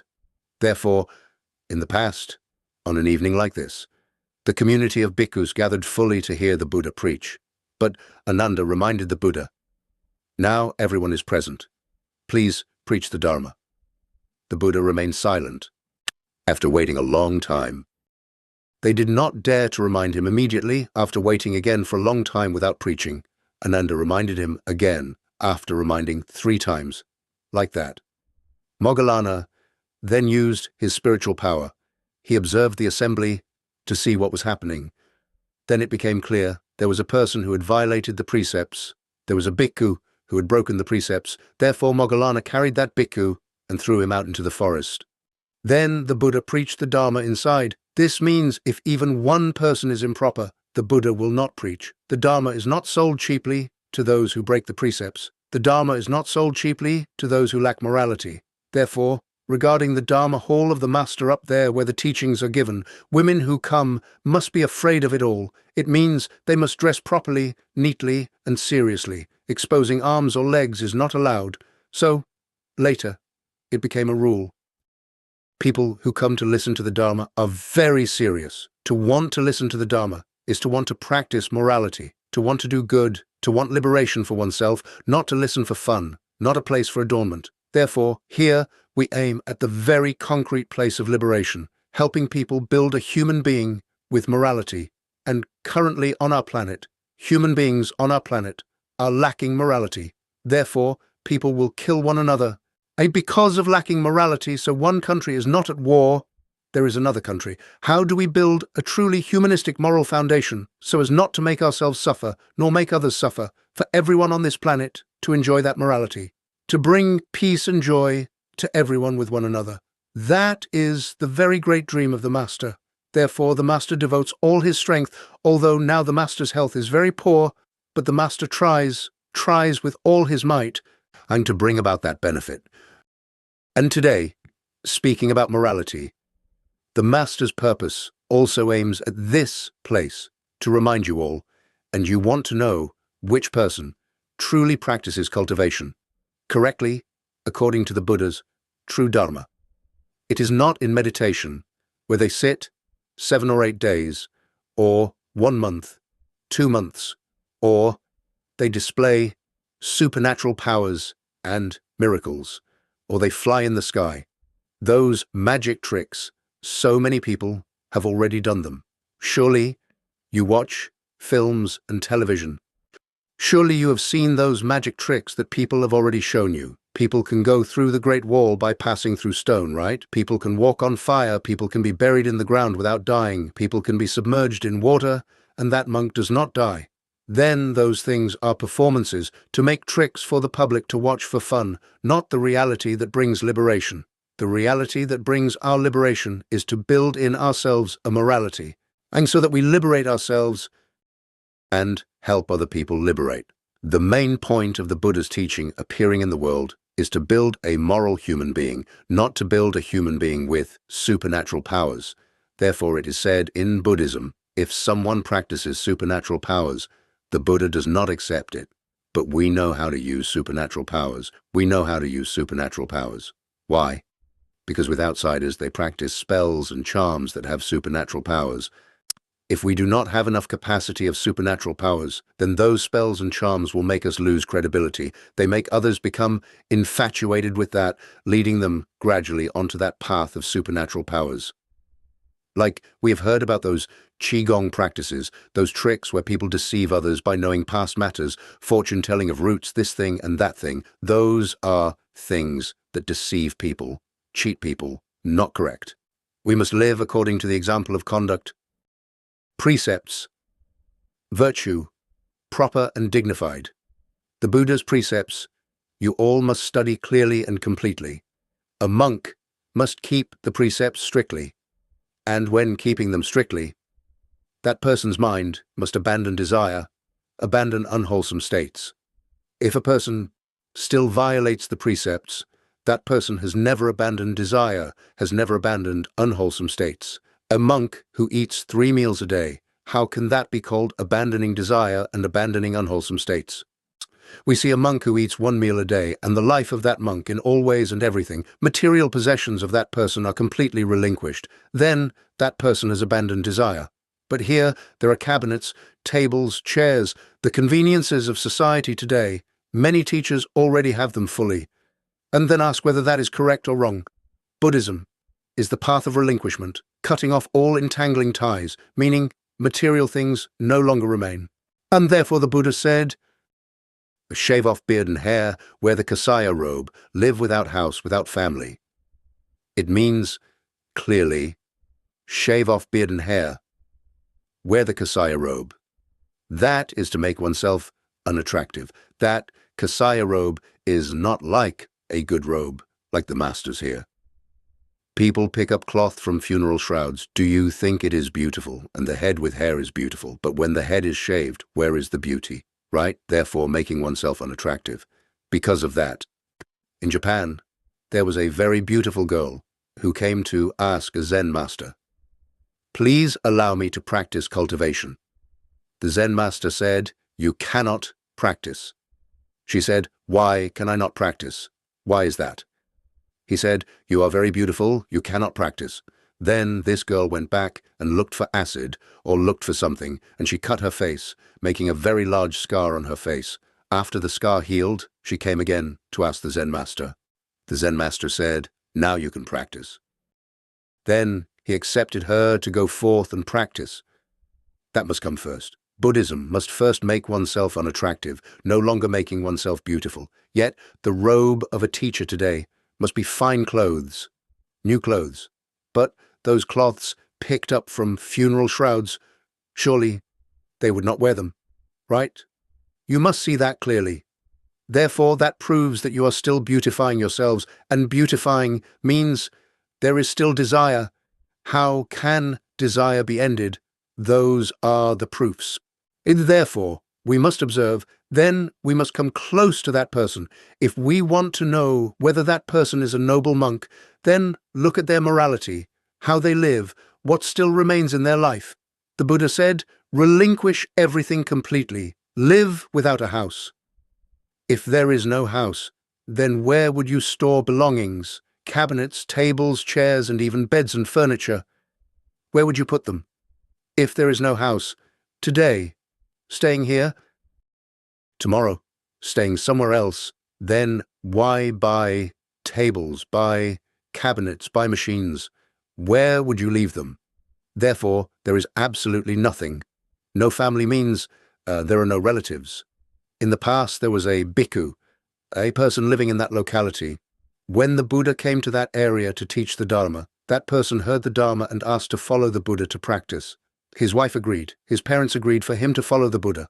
Yet the Buddha led him away for 3 years without returning to that region. Completely gone. And there was no wife or children following to visit. Because the Buddha did not allow such visits when this person had attained realization, then the Buddha returned to that region again. At that time, the wife and the whole family wanted to test him to see how he practiced. First, the wife dressed herself very beautifully. Then, when she heard that he had come, "King," she said, "for 3 years you have gone to practice. While I stayed at home with many hardships and difficulties, now that you have finished practicing, come back home to help me with things, to take care of the parents and so on." For example, she advised her husband like that, but he remained silent and he left, going to another place. He did not return home anymore. He had only come back to the area of his original family, just like someone from Chao Jok who goes to practice. The Buddha leads him somewhere far in the north. After 3 years, he is brought back to Chao Jok. Then he stays on Nui Sam and not here. He just goes on. When the wife heard the news, she carried the child and went up there, but she dressed herself very beautifully. Yet, when he saw her, he stepped aside and walked past. He did not call her wife, did not call the child, did not call her younger sister or anything. He just moved aside and walked away, as if they were strangers who did not know each other. She became furious. So, she carried the child and ran through a forest path, cutting across the way to block him again. This time, she stopped him and threw the child down onto the road in front of him. "That is your child. For 3 years you left and I raised him at home. Now you hold him, you raise him, do whatever you want." She threw the child down onto the road. Then, after throwing the child, she ran into the forest and hid in the bushes as if she had left to see how he would act. Because a mother who has raised a child for 3 years could not truly throw the child away, but she threw the child to test how he practiced. Yet the child rolled on the road crying, and he never touched him, never stroked him. He stepped aside and walked on. He continued walking meditation and kept walking. Then she came out and said to her child, "Only like this is one truly a disciple of Gautama Buddha." Thus, he had cut off that attachment of affection, and the person practicing knew that his wife was testing him, not that it was truly so. Later, the wife raised the child until grown, then she also went forth to practice. Father, child, husband, wife, all attained the fruit of arahantship. Thus, that is the story. From that we know that once someone goes forth in Buddhism, they live without family. Without family means father, mother, brothers, sisters. Do not let the mind remember them with emotional attachment. Those bonds of affection bind us tightly. Therefore, we must firmly decide to embrace the Buddha's Dharma and follow it so that those thoughts do not arise, remembering and longing. Even though we leave father and mother, we still remember father and mother. It is not that we do not, but when we truly accomplish the practice, then we return to guide our parents. That is the real way. But if we let those emotions linger and entangle, then we cannot practice the path of the Buddha, we cannot attain liberation. Therefore, we must clearly understand that the virtue of a saint is very different. Those are the virtues that saints practice. As for us ordinary people, we should not practice in that way. If we practice in that way, it will lose morality. 8. To go forth to practice. One must have family consent, therefore a lay person who wants to go forth to practice, if the parents do not allow it, that person does not have the right to go forth. The Buddha does not accept it. Someone asked the Master, why, in the past, the Buddha left father, left mother, left wife and children to go forth and practice, and that was allowed. But now, the Buddha does not allow people to do so. The Master then recalled the stories in the scriptures.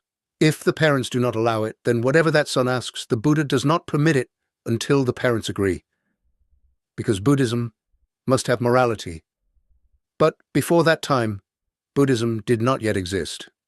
Therefore, when the Buddha went forth, he saw the appearance of the Brahmin ascetics and thought that was the life of liberation, leaving all family ties behind, thinking it was liberation. So he left, thinking only of liberation, not thinking about the suffering of a father missing his son, a mother missing her son, a husband missing his wife, a child missing his father. He did not think about those things, did not think about the suffering of others. He only thought of practicing until liberation, then returning later to guide them. But in truth, practicing like that cannot truly guide them, because morality has already been lost. Therefore, the Buddha did not accept it. Because of that, there was a woman who met the Buddha while he was teaching the Dharma. She was only 25 years old, but hearing the Dharma so profound, she asked to go forth.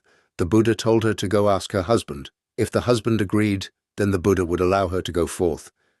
But if the husband did not allow it, then it could not be done. When she returned, the husband did not allow it. This woman had to wait until she was 60 or 70 years old when her husband passed away. Only then could she go forth. Although she was old, she practiced very diligently. During the time she lived in the household, she practiced the morality of abandoning desire and abandoning unwholesome states. While living in the family, lay practitioners should not abandon the family. Fulfill completely the moral duties toward wife, toward children, toward everything correctly. Then, after that, Buddhist followers practice the mind of letting go. Fulfill the duty of letting go. 9. Giving an offering, according to the true Dharma, creates merit. The Buddha does not forbid us from earning money. But when earning money, do not do it through deceit. Do not do it through unwholesome actions. When we earn money, not only do we support ourselves, but we also help unfortunate people in society. Then the act of earning money is very valuable. But if we earn money through deceit, then it is not valuable. That is an unwholesome action. Therefore, Buddhism teaches us in every action. For example, the master has a lay disciple. Whatever work that person does to earn money, the master advises how to do it in a wholesome way. The master reminds him again and again, because that disciple is his disciple, a lay disciple. If he does evil, if he makes a mistake and goes to prison, then the master also has responsibility because he is their teacher. If he lets them live like that, then he has responsibility. People live, people work. Then they make offerings to us. They support the Sangha. But if we do not teach the true Dharma, and they earn money through deceit to make offerings, then they gain no merit, and instead they gain more wrongdoing.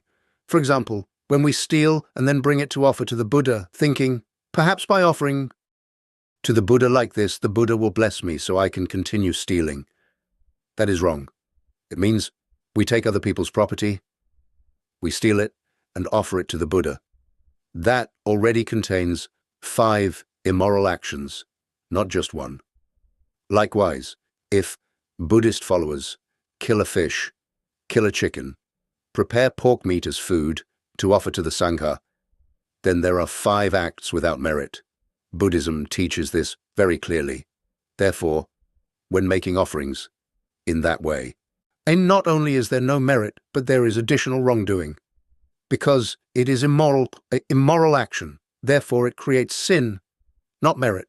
Because of that, you see that in the southern tradition, the lay followers offer fish and meat for you to eat. Why do you not teach that discourse so that the lay followers can be stopped from doing that?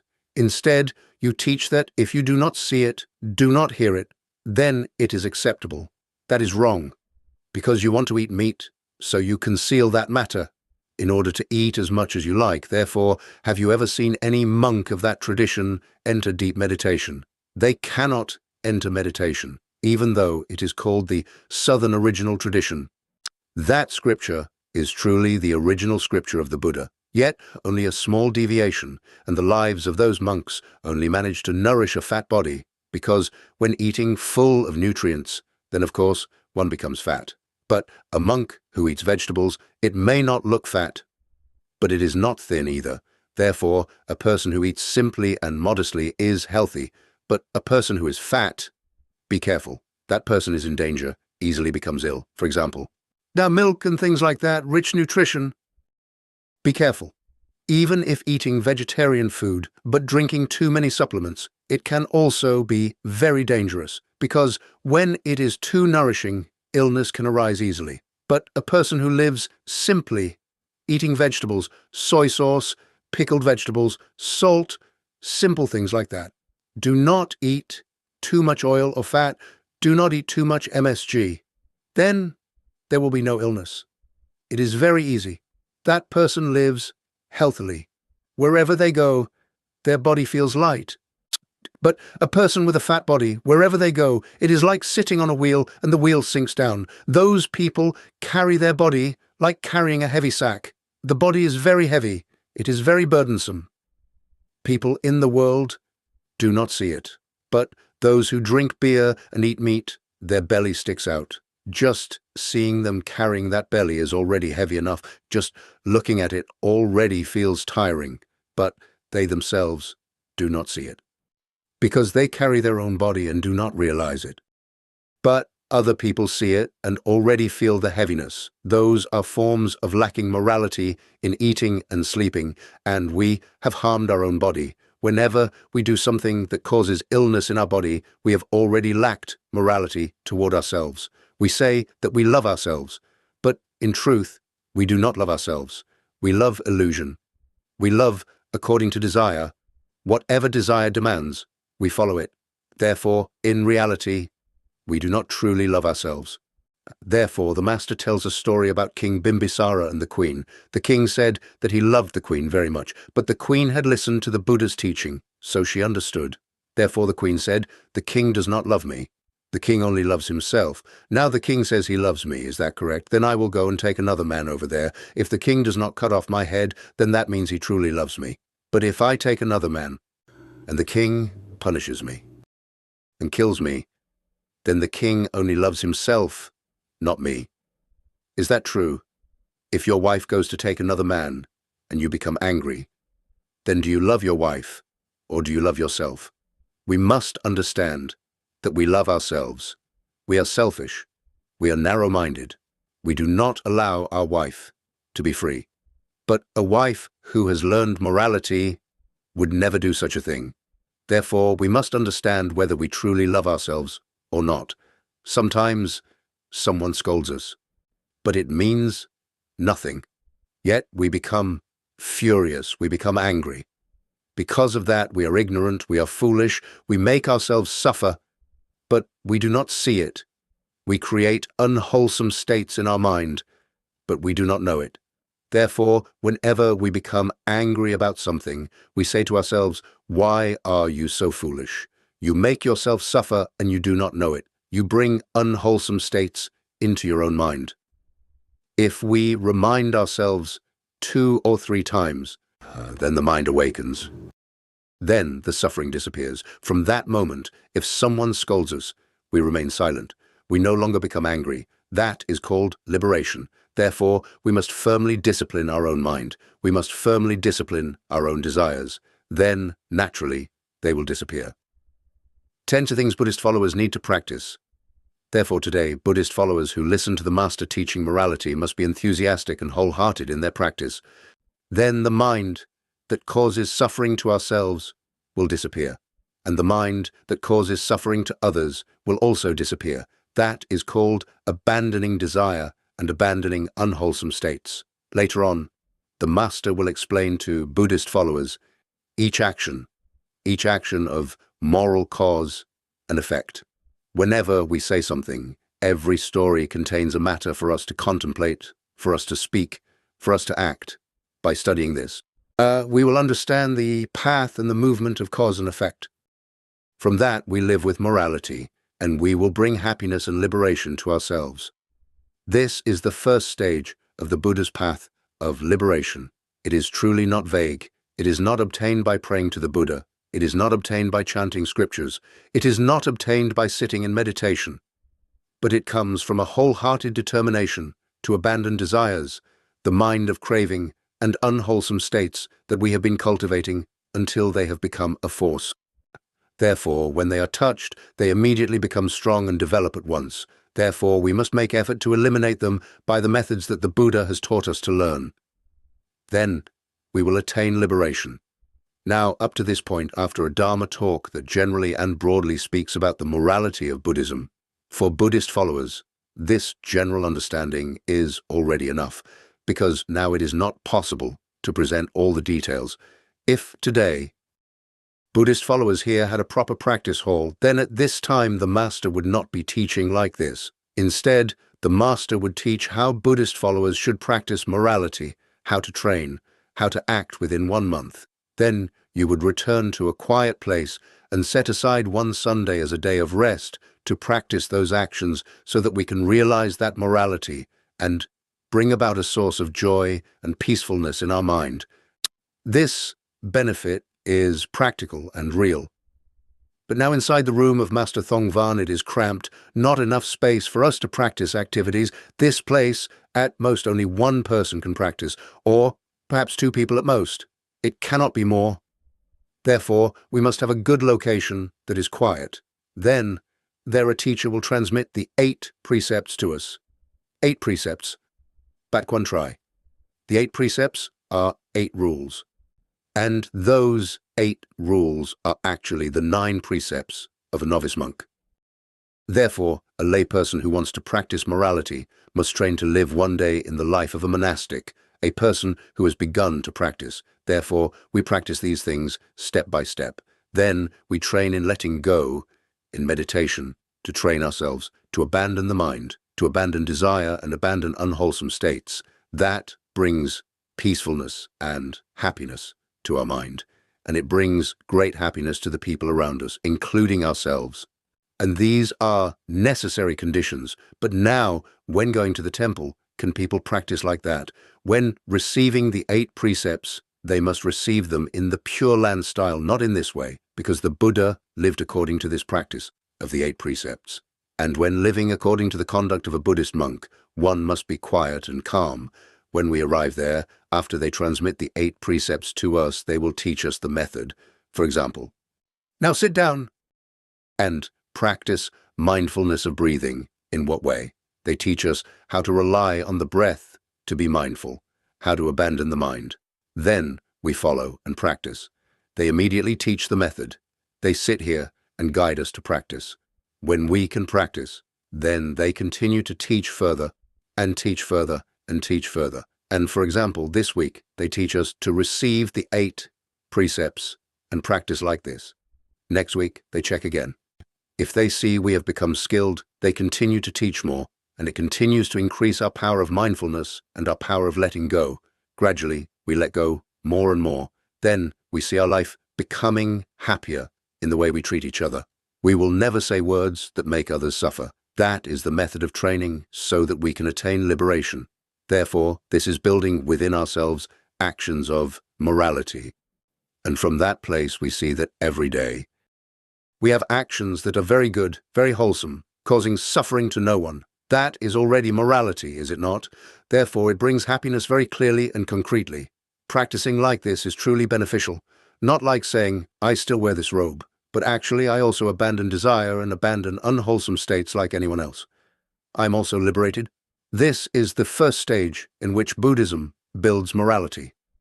Then, from here, some of you who have the affinity may decide to practice to gain mastery, to enter meditative absorptions, and to master life and death.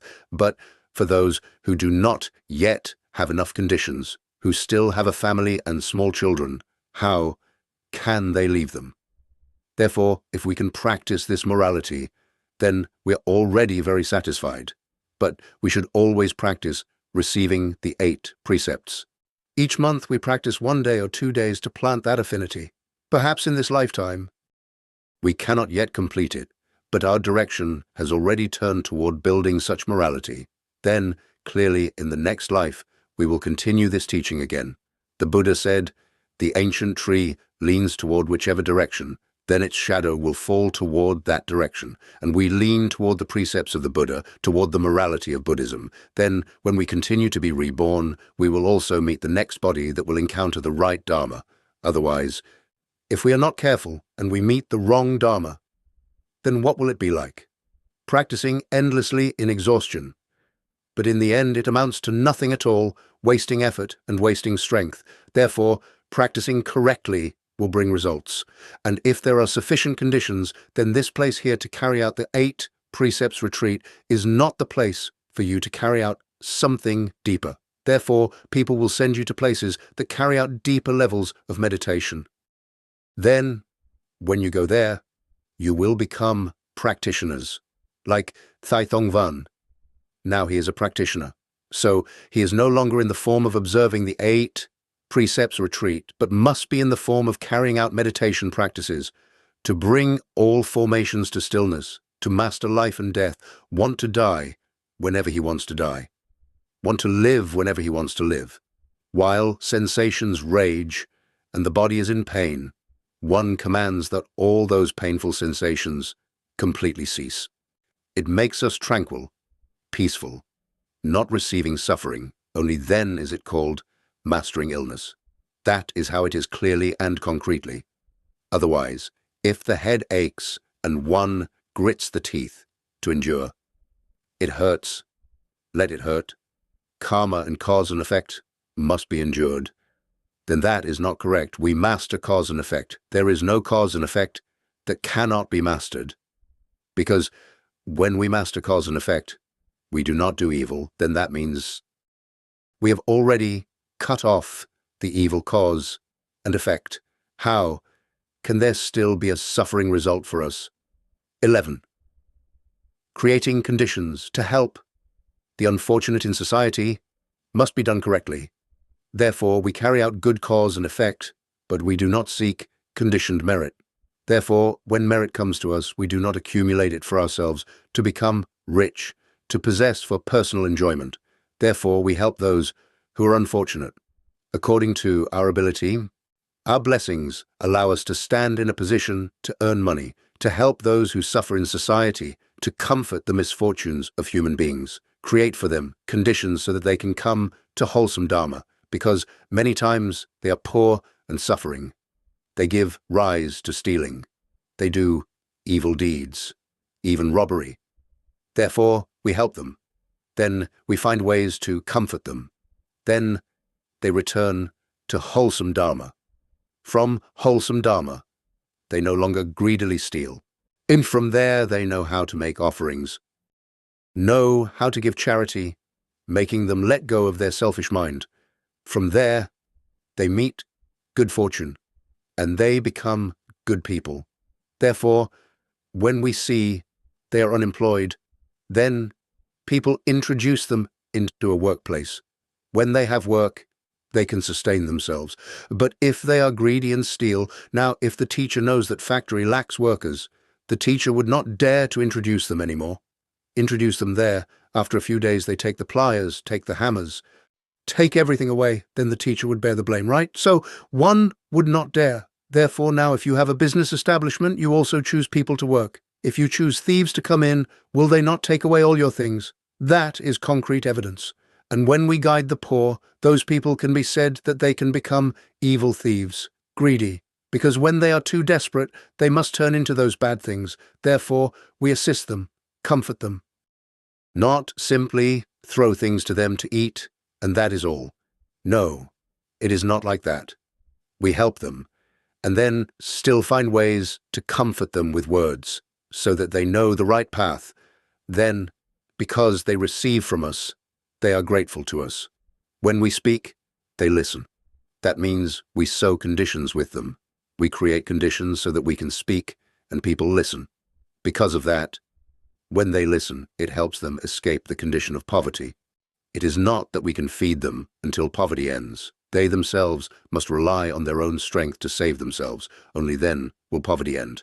If they are greedy and steal, even if we keep giving things to support them all their life, they will still remain poor. Therefore, we must help like that. Help in that way. Therefore, when we have blessings and we do good deeds, we must know the right way. The teacher sees that most people call everyone to do charity work, gather together, contribute money, go to provide relief there, distribute things to them, and exclaim that they have the name of charity. In truth, those people there wait. If our house burns, or if there is a flood disaster, soon this side will come, then that side will come. That is easy. Without working, we also have food.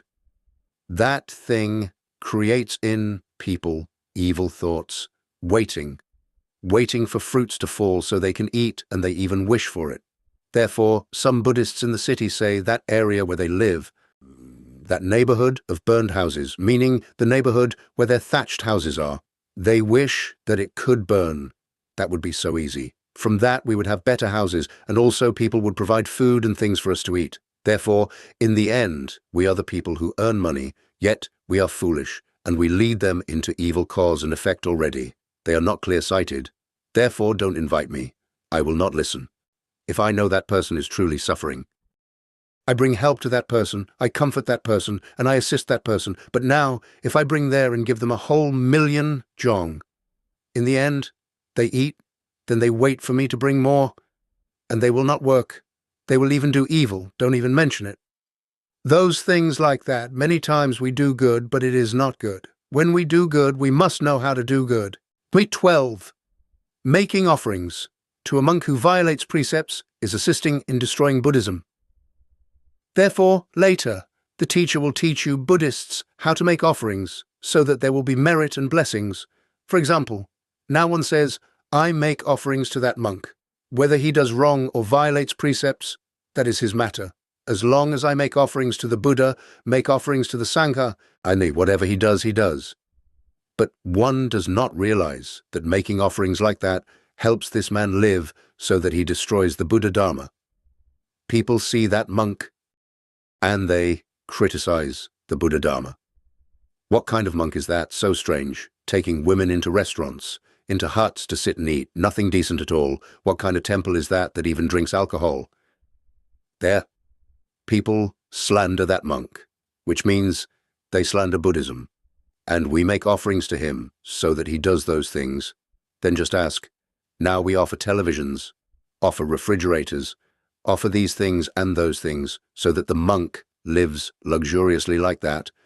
Is that correct or not? That means we provide the wrong conditions for him. Then we have guilt toward him. We make people despise the Buddha Dharma and make the Buddha Dharma lose true practitioners, right? Therefore, that kind of offering is not correct. Therefore, those temples that are not correct do not make offerings. When he starves, sooner or later, he must go out to labor. He must work. Otherwise, He sits there in a big temple, rich and luxurious, staying there, but unable to do anything according to the right Dharma, violating the precepts. We must be straightforward with lay people. Supporting the Buddha Dharma means supporting it like that. You keep going to any temple and make offerings, doing like that, relying on them when your relatives die, asking them to come chant prayers. He cannot liberate himself, yet he can liberate your parents, right? You just think about it and see whether it is correct. The merit. A person who lives like that, how can his merit and blessings liberate himself, yet he liberates our parents? He comes and chants prayers. We only perform a worldly formality to cover the face of the world. But the Buddha said there is no soul to liberate. There is no metaphysical world to ascend to. Yet now it has become a very painful, superstitious tradition of Buddhism. 13. Death anniversary offerings and funerals are superstition. The teacher speaks directly and truthfully, because the Buddha said, that is perception knowledge, the world of perception. It is not real, so how can we determine it? Therefore, it lives in our perception. It is the metaphysical world of each individual person. While we are alive, it still exists. When we die, it disappears completely. It no longer exists. The figure outside that we see as ghosts, the figure outside that knows past events and future events, predicting things, it is not the soul of this person entering this one, entering that one to inform us. It is precisely our perception that resonates, because perception has no space and no time. Therefore, separated by a wall, which is space, it still knows. Just like at night, when we sleep, the door is not open. Yet, through which hole does it go to the market, go outside to the market to play, right? It even goes to Saigon City to play, right? Someone sleeps here, yet has already gone to play in the city, right? Therefore, like that, it is clearly seen that our perception is extremely transcendent. It has no space and no time, but space and time have limitations. They are limited. Not like our consciousness. Our consciousness is endless. Therefore, it is called boundless knowledge. But perception consciousness only has a limited measure of its spacelessness and timelessness. It knows the things of our present. But future events sometimes are correct and sometimes are wrong. Therefore, here we must understand. Because of that, now we should not abandon. After hearing the teacher speak, you return home and abandon the funerals of your parents. That would be wrong. That is not correct. Speaking is for hearing. Hearing is for knowing. Knowing is for... There are precepts, although not yet strict, but they still keep the precepts a little. They come. They chant prayers to pray for the departed spirit, although it does not exist. But our sincerity, remembering our grandparents who have passed away, right? Therefore, it expresses our heart toward those who have died, and the custom still demonstrates our filial piety. Therefore, we know that it is superstition, but it still preserves some things that are good for us. We should not abandon it.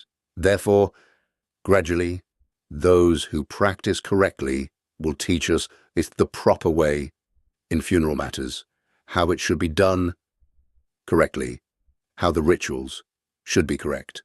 It is not about arranging complicated ceremonies, be burning paper money and votive papers, or offering to spirits and sending off souls in this way or that way. Therefore, from there we carry out those customs. This superstitious form gradually becomes the moral meaning of human beings. It gradually transforms into human morality. Just like now, we know that on the death anniversary day, our parents and grandparents do not have souls that return to eat. But that day, we make a memorial day so that brothers, children, grandchildren, our relatives and family, all people gather together to remember the gratitude of that person and remember what that person left behind for us, that deep affection. The form clearly appears as if we make offerings so those people return to eat. But that is superstition. Yet it expresses our affection toward the dead. This is not superstition. But that is the morality that we humans must practice. Therefore, from superstition, we gradually transform it into human morality. Do not gradually transform it into superstition, continuing to believe that, yes, when we offer like this, our parents return to eat. If in the whole year there is only one death anniversary meal, then they would starve to death, right? And the other days, do they go to eat at other people's houses? Therefore, because of that, we must think that everything must be correct. Then, gradually, we correct it to proper morality. Today, as the teacher has spoken like this, it is not that the teacher speaks directly. And Buddhists might think that the teacher rejects it. That is not so. The teacher does not reject it at all, but we must correct it in our understanding so that it transforms into human morality. That is how we gradually correct it. Just like now, on holidays and New Year days, it does not mean that our grandparents return to celebrate the New Year and enjoy it with us, but the affection in those joyful days reminds us of our grandparents. Children and descendants gather together in those joyful days. Therefore, we do not abolish those holidays and New Year days, but those days will transform into meaningful days for us. Sometimes, on those days, the head of the household will read aloud the biography of our grandparents, our parents, our family lineage. In the past, our ancestors were like this. Now, the descendants hear about their grandparents being like that. They must follow that example so that they are worthy. For example, how our grandparents were scholars, how they lived. We read again the biography on death anniversary days or on New Year days during the New Year occasion, reminding our descendants when they gather together so that it becomes a commemorative day, a day of exemplary models, and a day that gives descendants a sense of honor toward their lineage. That is something good. Later, when teaching morality, the teacher will remind you about this part so that we change superstition into affection, abe into true morality that leads to liberation. That is the way it must be done. Sometimes, now there is no one who does this, so sometimes we do not know what way to do it, and sometimes we are impulsive. After hearing the teacher speak, we immediately begin to abolish everything. Then we become a person without meaning, without affection, without human feeling. Thus, we lack morality, right? Therefore, we must practice things in accordance with human morality. We humans. Trees have roots, water has a source, birds have nests, humans have lineage. So, why now, after hearing this, do we abolish everything? If that happens, then saying, Teacher Thông Lạc said this, taught this, means you have already misunderstood the teacher's meaning, right? We transform from the place where we thought wrongly, turning it into superstition. Then we gradually transform it into something not superstitious. Thus, it becomes correct affection, correct morality. Up to here, the teacher has spoken the things that are from the teacher's heart, the direction of Buddhism to build a morality. So, now, if you wish to ask anything, the teacher will answer according to his own understanding. The teacher is also just a person, as the teacher said earlier, ordinary like all of you. But on the path of practice, do not think that because the teacher sits in meditation, entering concentration, for 7 or 8 days, that he is a noble saint monk, this way, or that way. That is not so. The teacher is also just an ordinary person, but one who knows how to correct his own faults, because we are human, like everyone else. Therefore, we must have faults, and when we have faults, we correct them, and do not commit those faults again. And the teacher relies on the Buddha's precepts to correct those faults. Therefore, the teacher sees that his mind is very stable, and when the mind is stable, it becomes serene and peaceful. Oh, therefore the teacher wishes to bring this morality to teach you, so that you will be liberated. That is bringing a common source of happiness to all of you. That is the teacher's dream. The teacher hopes that you will understand. As for now, whatever customs and traditions we have, we still keep them. Gradually, morality will teach us to transform those superstitious customs into right faith and turn them into moral righteousness. It is not that we abolish them. Only in that way is it correct. Otherwise, we will be mistaken, and our thinking will misunderstand things. That would not be good. Therefore, the teacher wants to say this, so that if you have enough conditions, later when the conditions arise, the teacher will try to help you in the learning and practicing of morality. After that, certainly Venerable Thong Van, he has conditions here. As for the teacher is already old and cannot travel from place to place very much anymore. And also, cannot stay in Chao Jok. Therefore, Venerable Thong Van will find every way. And you Buddhists will help Venerable Thong Van have a place in this locality that is peaceful and pure, so that it becomes a place for all of you to practice and cultivate the morality of Buddhism. Then gradually, we will move forward to meditation. Therefore, it must go step by step. We should not hurry to enter it immediately. Right now, we still have many family conditions and many responsibilities in life. If we immediately want meditation, it will not work. It is very difficult. It is not correct. We must correct ourselves little by little in morality. Then, from there, we will see our life becoming peaceful. Then, through guidance, through supportive conditions, and through the abbot there, for example, Venerable Thong Van, he will help you very much when you need it, with whatever he has understood. And the teacher has a place. The teacher will send moral materials there, such as the curriculum of moral cause and effect. Then, you Buddhists will come there, and Venerable Thong Van will give them to you to read. Then, whatever you do not understand, you ask again.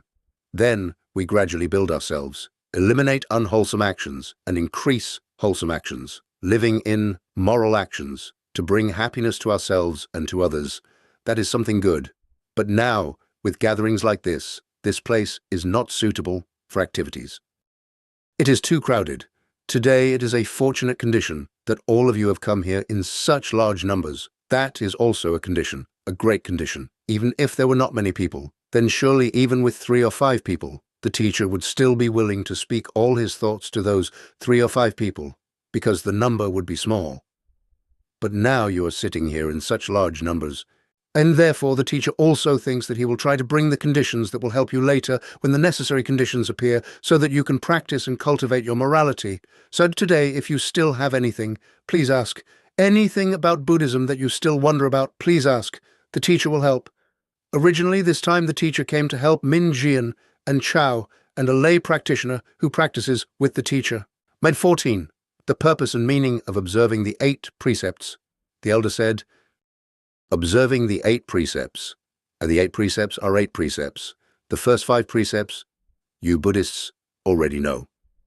The 4 later precepts combined are 4 precepts, which are actually the 9 precepts of a novice monk. But in the 8 precepts, 2 precepts are combined. 1 precept is about adornment, and 1 precept is about applying perfume. These 2 precepts are combined into 1 precept, and the precept of not lying on high and luxurious beds, and the precept of not eating at improper times, that makes 3, combined with the other 5 precepts, killing, stealing, sexual misconduct, false speech, drinking alcohol. Those 5 precepts, together with the 3 precepts, make 8 precepts. But because 2 precepts, the precept of applying perfume, not allowing us to apply perfume, and not allowing us to adorn ourselves, that is wearing gold and jewelry to beautify ourselves. Therefore, these 2 precepts are combined into 1 precept. Together with the other 2 precepts, the precept of not lying on high and luxurious beds, and the precept of not eating at improper times, eating only 1 meal a day. That is 3 more precepts, together with the 5 precepts. So the 8 precepts means 8 precepts, or it can be said as 8 gates. Quan means a gate, therefore it is called 8 gates. Therefore we practice to overcome these 8 gates. That is called observing the 8 precepts. So, because of that, for one day, we practice, and we live that way. But it is not that, when we go there, we only keep those rules. If we want to practice that day, we eat 1 meal. Then, we do not adorn ourselves. We do not apply perfume. And the other 5 precepts, we do not lie on high and luxurious beds, and the other 5 precepts, we keep them carefully so that we do not violate them.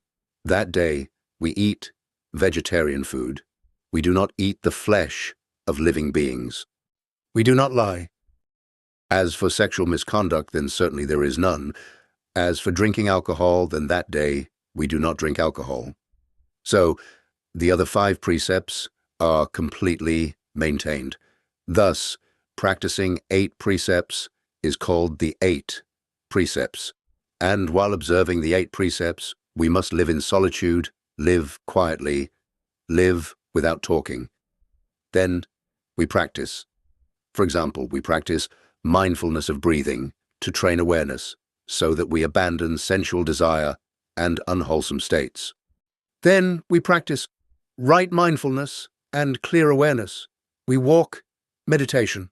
Whatever work we do, light work, such as sweeping the yard or pulling weeds or doing something light, then we maintain awareness in those actions. It is considered practice within actions.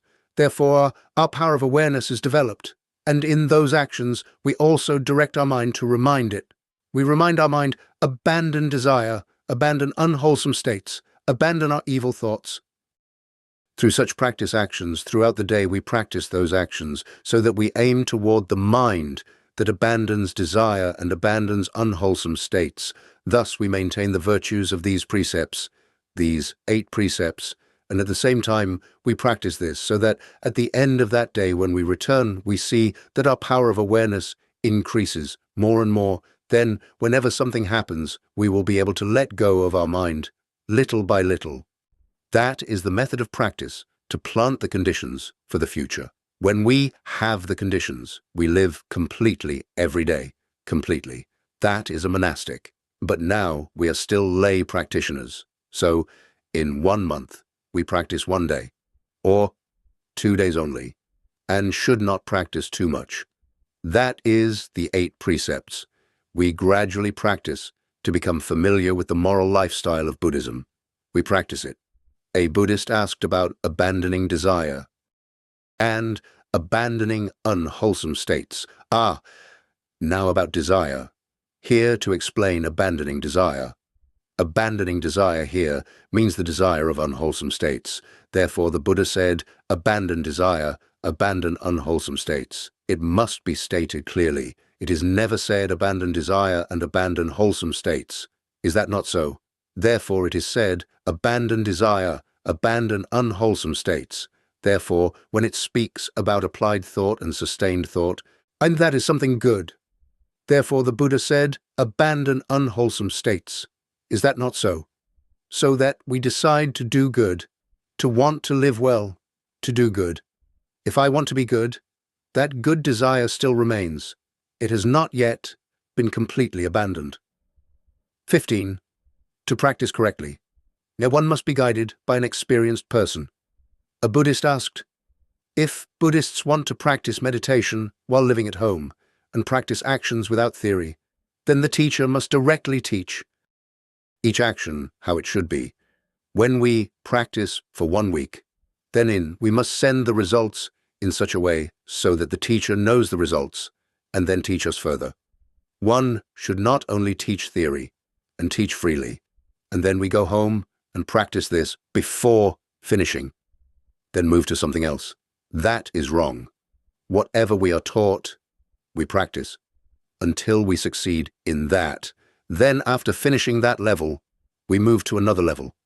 For example, now teaching us awareness to let go of the mind. Then in breathing, we use awareness to let go of the mind, or teaching us walking meditation, or teaching us to practice within our actions to let go of the mind. After a period of practicing letting go of the mind like that, then our power of awareness increases to some level. It does not increase completely, and our ability to let go of the mind also releases to some level. It cannot release everything. Therefore, after 1 week of practice, we must present ourselves to a teacher. That teacher will then continue, will examine and see, and will allow us to increase certain things, such as increasing the orientation of the practice, or increasing the hours, increasing the time, so that we can continue those things, so that we release more of the mind, and our mindfulness can be extended longer. And in that way, if it is done regularly like that, then our result does not waste time. But if one asks the teacher to teach practice, the teacher teaches for a short while, but teaches a great deal, all kinds of methods, from the low level to the high level, understanding everything. And then, when it is time to practice, many times the first method we have not yet finished practicing, we practice the second method. The second method is not finished. We move on to the third method. Every method becomes messy. Then there is no result. Therefore, here, see, when teaching about practice, it is taught stage by stage. After teaching that stage, after practicing it, then it comes to teaching another stage. It is not that teaching all the practice at once that we can achieve it. Therefore, it must be sequential. Just like when we study grade 1, then we can go up to grade 2 to study. In that way, it brings results. And the number of lay practitioners who train like that, therefore the teacher says that there must be a practice place. Is that right? If there is such a practice place, then on the day when the Buddhist followers observe the 8 precepts retreat, the teacher will come back and teach the method of releasing the mind in that way. At that time, when we are in a quiet environment, then we practice. Like now in the family environment like this, it is noisy, so it is difficult to practice because we have just begun practicing. When there is a good environment for training, then we gradually release the mind. Then we can carry out morality. Therefore tomorrow, if one wishes, but there are already too many people, then how can the teacher teach everyone? If there are few people, the teacher can teach everyone. But if there are too many people, the teacher cannot teach everyone. But whoever wishes to learn the method of mindfulness of breathing meditation to release the mind, then the teacher is ready to help. There is nothing difficult about it. And now, if everyone wishes, the teacher will also try to stay and teach everyone. It would not be reasonable to teach one person and leave another person aside. This is only an example, the teacher is saying. But in truth, you still have many worldly conditions. It is not that you only have practice alone. Therefore, it must be in turn. This person practices, then the next person. Step by step, we arrange things, then we can practice. It is not that when one wants to practice, one can practice immediately. Therefore, here, whoever sees that they can arrange their time and wishes to learn practice, then the teacher thinks that tomorrow the teacher will still be here, or, according to the teacher's thought, the teacher will remain here, because now, where else could the teacher go? Or, if there is a place that is more spacious, then the Buddhist followers, the teacher is also ready to come and help. Especially it must ensure security, because if security cannot be ensured, then it is very difficult. It is not an easy matter. Here, we only speak as if in a family conversation. This is not a Dharma lecture, because a Dharma lecture must have a formal lecture, and that lecture must be submitted to the Buddhist Association, to the representative committee of this district, of this provincial association. Then we can deliver that lecture. But here we are only talking about morality, talking with the Buddhist followers. It is only called a discussion session. If we speak Dharma formally, then people can accuse us. Because we must understand the law. Therefore, for example, tomorrow, if we come here, then at what hour will the teacher come, so that Venerable Thong Van can set the exact time? Then it should be during the time when the Buddhist followers are free. Because when we are working, when we are doing our jobs, when we are trading and doing business, then how can we practice? Therefore, whichever time is free, the teacher is ready to help carry out the practice. Perhaps the teacher will stay here about 2 days, 3 days. Then the teacher will return. It is all right. The teacher will help with that part. As for the theoretical parts to study about the morality of those actions, later the teacher will write them and send them back here. Later on, for example, the teacher cannot print many copies. The teacher will print perhaps 1 set and send it back here.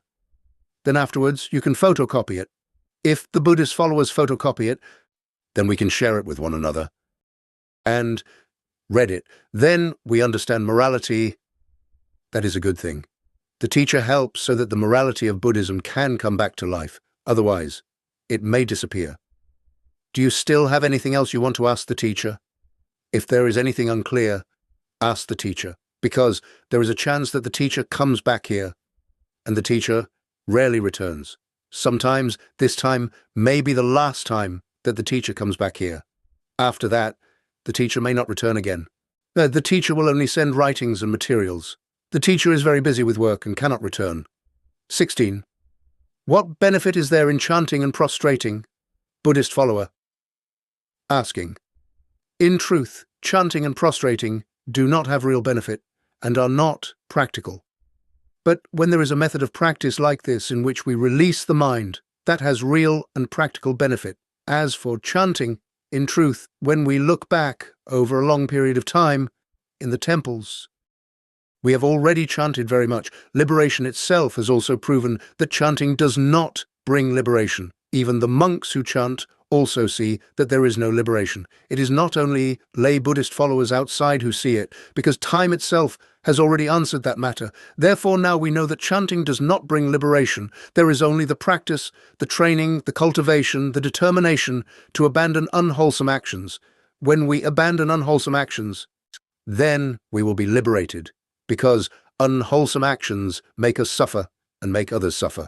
Therefore, we cut them off. We know, that causes suffering for myself and suffering for others, so I eliminate it. Is that right? Then, with our determined mind, we will firmly carry this out easily. It is not difficult, only because we do not want to abandon them.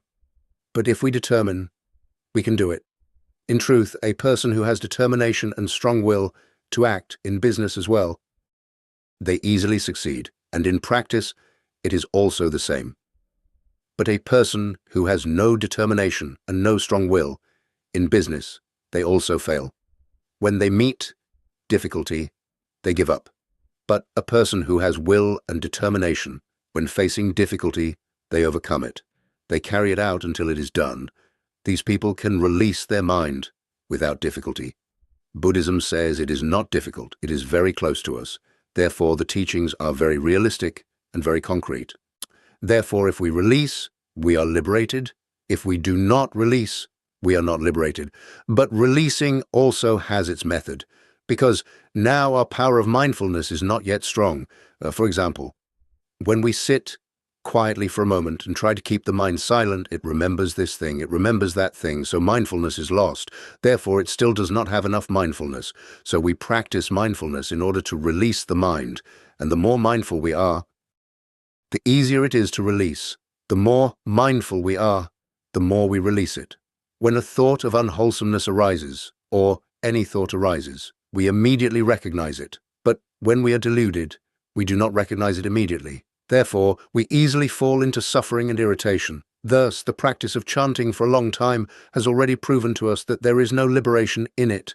Just as now, many of us sit in meditation over a long period of time, this also proves something. Buddhist followers already know this. If we sit 2 or 3 hours and then examine our mind to see whether it is liberated or not, then surely we will know that answer. Therefore, liberation is not in the sitting meditation itself.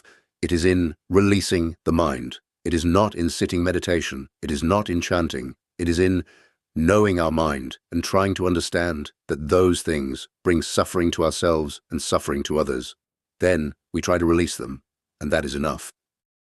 When we release them, we ourselves become peaceful. Others also become peaceful immediately. Therefore, the result is very effective and very concrete. We only need to try a little, and we achieve it. The teacher says, do not think that I am old, I cannot practice. That is not correct. If we determine to release, no matter how old we are, we can be liberated. In the Buddhist scriptures, there is Venerable Kashyapa. At the age of 80, he practiced and still attained the fruit of arahantship. When the mind releases everything it will attain.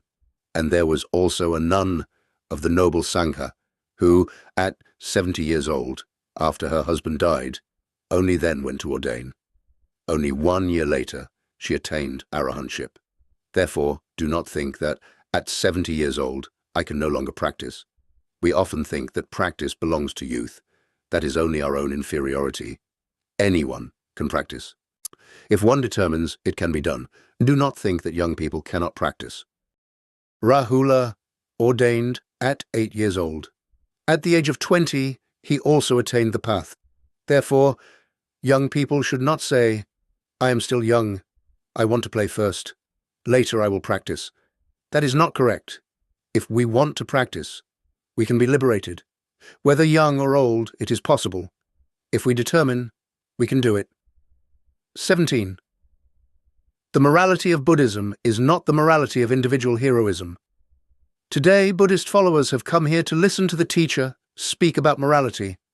The morality of Buddhism, in its true sense, because in the teaching on the morality of Buddhism, it says that morality does not bring suffering to oneself or to others. Therefore, when this is expanded, it lies within the entire body of the Buddha's precepts, and all of it is morality. Because that action is a wholesome action. The precepts are wholesome actions, therefore they are morality. And when we perform actions without violating the precepts, that means we have already acted morally. And it makes us separate from desire, separate from unwholesome actions. It makes us peaceful and at ease, free and liberated. Therefore, from precepts, concentration arises. Therefore, a person who keeps the precepts must know how to practice them properly. If we keep the precepts, like we use the law to force ourselves not to break the law, then we restrain it in that way. But after only a few days inside our mind, it violates all kinds of things. That way does not work. And therefore the difficulty lies right there. Now, do you have any other questions? What would you like to ask? If anyone encounters any situation, just ask the teacher. If in practice you encounter any difficulty, just ask the teacher. Buddhist follower, Venerable Teacher, regarding the practice of patience of Kwanam Thikin, if it did not avoid causing suffering to oneself and to others, people would not revere. Kwanam Thikin, Elder. That is correct. People would not revere her. Therefore, people revere her. That is why the teacher says individual heroism, because when one practices that virtue of patience, it becomes individual heroism. But Buddhism does not have individual heroism. It liberates oneself and liberates others, because Buddhism does not create heroes. It only creates liberated human beings. 18. The Ulambana Sutra is not the Buddha's teaching. Now the teacher will say one more thing that is not correct in terms of morality. For example, the Ulambana festival, which is called the full moon day of the 7th lunar month, people prepare the 4 requisites to offer alms to the Sangha, to pray for the liberation of their parents, and similar things. The story goes like this.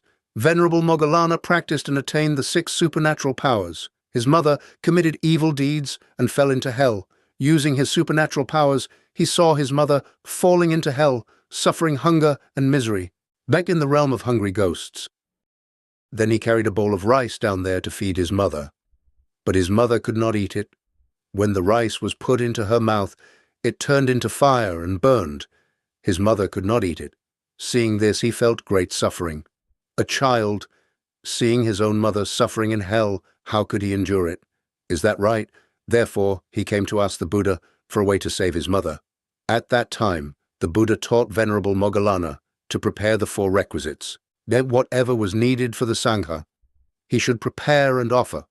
During the 3 months of the Rains retreat, the Sangha practices and studies, and the merit of that practice is very great. Therefore, by relying on that merit, could save his mother from suffering. Hearing this, he went on alms round to ask for offerings. Because he was a monk, he had nothing to offer himself. So he went out to request donations. Then he brought them back and offered them to the Sangha. By relying on the merit of the Sangha, his mother was saved. In the scriptures, it is said that his mother escaped from hell.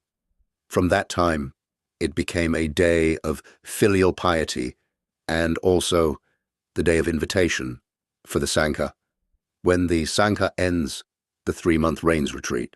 So now we should consider whether that story is correct or incorrect. In truth, if we reflect carefully, it is not correct, because it is like giving bribes.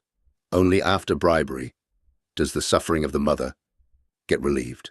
For example, now, suppose a person has a son who becomes an official. He passes the exam and becomes a government official, but then the mother commits some crime, and the king orders her arrest and sentence of execution. The son is an official, but his rank is too small, like a district official.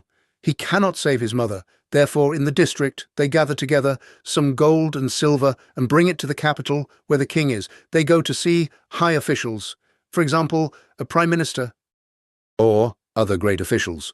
They bribe those officials. Then many of them speak a word, and when the king hears it, he releases the mother. Is that not bribery? Does Buddhism have the form of bribery and corruption? Therefore, that is also immoral. It is not correct. You should reflect on it yourselves. When the teacher speaks, do not believe the teacher immediately, but think about it yourselves to see what is correct and what is incorrect. From the viewpoint of the morality of cause and effect, it is not fair. If we rely on practice and rely on monks to reduce our mother's crime, then in this world, those who follow Buddhism could commit evil deeds without punishment. Is that right? And those who follow other religions who do not follow Buddhism would certainly be condemned. Is that right? Therefore, that is a mistaken form. The Buddha said, "Each of you light your own torch." I cannot save you. Yet now there are stories like this. How can that be? If Venerable Moggallana wanted to save his mother, the person who gave birth to him, and if he understood Buddhism, then he should not do such a thing, because the morality of Buddhism cannot be against justice, against morality. It must be fair. If one's mother does evil, she must bear the result of that evil. That is cause and effect. How could it be reasonable to take advantage of the power of one's own practice, or the practice of others, so that one's mother escapes from hell? In that matter is not acceptable. Only the child should go there to teach his mother, because the affection between mother and child must exist. Do those monks have affection for Lady Thanjay? No. Therefore, she would listen to her son more than to those monks. Is that right? Binti hands. The law of cause and effect changes according to wholesome and unwholesome actions. Just like now, we have our own parents. When our parents speak, we listen, and we can advise them. Mother, now you are suffering like this. Please try to do this and this. Then you can transform your suffering result. Is that right? We follow the law of cause and effect and guide her to arouse wholesome thoughts so that she can transform this result of hell. If she arouses wholesome thoughts and carries out those wholesome thoughts, she can transform it, because it is cause and effect. It moves. It is not fixed. It is not fate. It is not a rigid law. It is cause and effect. Therefore it changes. For example, now, when the teacher was born as a human being, the teacher had his own cause and effect. Perhaps at the age of 50, the teacher would die. But during the time since being born, the teacher performed good deeds. Therefore, now the teacher's lifespan may extend to 80 years or 100 years. How could it be predetermined? Therefore, it changes. There is a story in the monastic rules. There was a novice monk following a teacher who had already attained the fruit of an arahant. One day, the teacher saw that from that day, the novice had only 7 days left before he would die, meaning his destiny was like that. His cause and effect was like that. Therefore, the teacher said, "Now you should go back to visit your parents one last time." Meaning, when the novice returned home and met his parents, within a few days, he would die because of some accident. But while traveling on the road home, he crossed a small stream. He saw an ant nest floating on the water. Then he removed his robe and gathered the ant nest, bringing it onto the shore. He saved that ant nest, meaning he lifted the whole colony of ants onto the shore. Then he went home. 7 days passed naturally, and he was still alive. The teacher had allowed him 7 days to visit home. Therefore, when the novice returned to see the teacher was surprised, and he said, "Oh, I thought you had died. Why are you still alive?" "And have returned here." Before that, he had not said anything, but now, seeing him return, he was surprised and asked, "On the way home, did you do anything?" Then the novice told him that he had rescued the ant nest. He saw the nest floating and felt pity, so he lifted it out. He did it casually, without thinking about anything. Then the teacher said, "Well, because of that, you have transformed your karmic cause and effect." That is how the law of cause and effect changes. From that, we know that the law of cause and effect is flexible and moving. It is not fixed as we fear. Therefore, if we make effort to practice, we can transform it. For example, perhaps tomorrow an accident will happen to us, but today we always keep goodness. Then, tomorrow, that accident will become very light. A vehicle collision will not break our arms or legs. At most, it will only scratch our skin and frighten us. While others, in that same accident, may have their heads broken, bleeding, or broken arms, or broken legs. In the same vehicle, not everyone dies. There is cause and effect within it. Therefore, when we practice the morality of cause and effect, it brings very great benefits to us. It transforms the suffering results from our past lives. Let us try to practice it. Then we will see that the law of cause and effect is very moral and very fair. There is not any God or saint who can save us from suffering. And this cause and effect cannot be changed by any God, any saint, or even any Buddha on our behalf. We ourselves must transform our own cause and effect. As the teacher says in a short sentence, if our body, speech, and mind perform wholesome actions, we open the gate of heaven for ourselves to enter. And if our body, speech, and mind speak evil, do evil, perform evil, then we open the gate of hell for ourselves to enter. That is all. Therefore, heaven and hell do not exist anywhere. They exist right within our three actions. If we do evil, then we open the gate of hell for ourselves to enter. If we do good, then we open the gate of heaven for ourselves to enter. Is that right? Heaven is the happiness and peace of ourselves. It does not exist anywhere else. For example, there are people who become rich through evil. Sooner or later, they will lose everything and they will go to prison. But if we become rich with our sweat and tears, with our own hands, with our own mind, exerting all our strength to work, then that person will remain rich permanently. No one can accuse us and send us to prison. Right? You lay practitioners, just examine it to see whether it is true or not. There are people who are extremely rich, but because they do evil, their wealth disappears. When they become rich, we feel overwhelmed seeing it, but later we hear that they are in prison. Within that there are acts of deceit, but when the teacher comes here and sees you working like this, the teacher says, that is good wealth, money earned by sweat and tears. We should increase that goodness even more and help others, because our merit, we think, is small, not great. But if many people each a little, and we help them, that means we increase our own merit. Then we will become rich permanently. But if we become rich and we are stingy, only caring for ourselves, that wealth will one day run out of our merit. Then it begins to decline and disappear. It will not remain with us forever. But if we practice generosity, then it becomes permanent. Even though we earn it by sweat and tears, we did not seize it from anyone. We did not deceive anyone. Yet, if we know how to give, then that wealth will remain permanently. It will continue for many lifetimes. Our descendants will also remain rich. It is not like the saying, rich for 3 generations, poor for 3 generations. People say, no one is rich.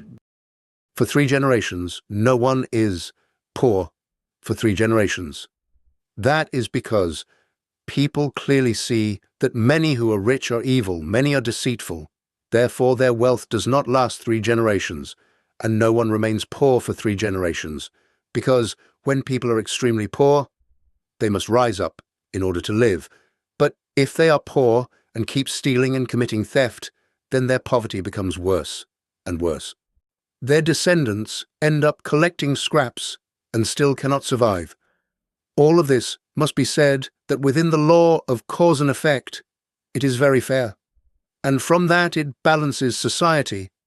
If this law of cause and effect did not exist, then our society would become evil. Therefore, this law of cause and effect must exist. That is why we must place complete faith in the morality of cause and effect. 20. To enter meditative concentration, the precepts must be firm. The morality of Buddhism and meditation, as well as wisdom. In Buddhism, are all built upon the foundation of the morality of cause and effect. From that one does not cause suffering to oneself or to others, because not causing suffering to oneself and not causing suffering to others is wholesome action. But causing suffering to oneself and causing suffering to others is unwholesome action. Unwholesome and wholesome are cause and effect, right? Therefore, we clearly see this matter. That is why this morality lies within the foundation of Buddhism, a very solid foundation. For example, if we want to build a 10-story building, but the foundation below is carelessly made, will that building stand firmly? It will collapse. Therefore, if you Buddhist practitioners only worry about sitting meditation, then certainly the foundation is not solid. If morality does not exist, that building will collapse, and the higher your meditation becomes, the faster it collapses. That is why it is called deviation of energy and demonic disturbance, or wrong meditation. It is incorrect. If it is low, then nothing happens yet, because our foundation is small.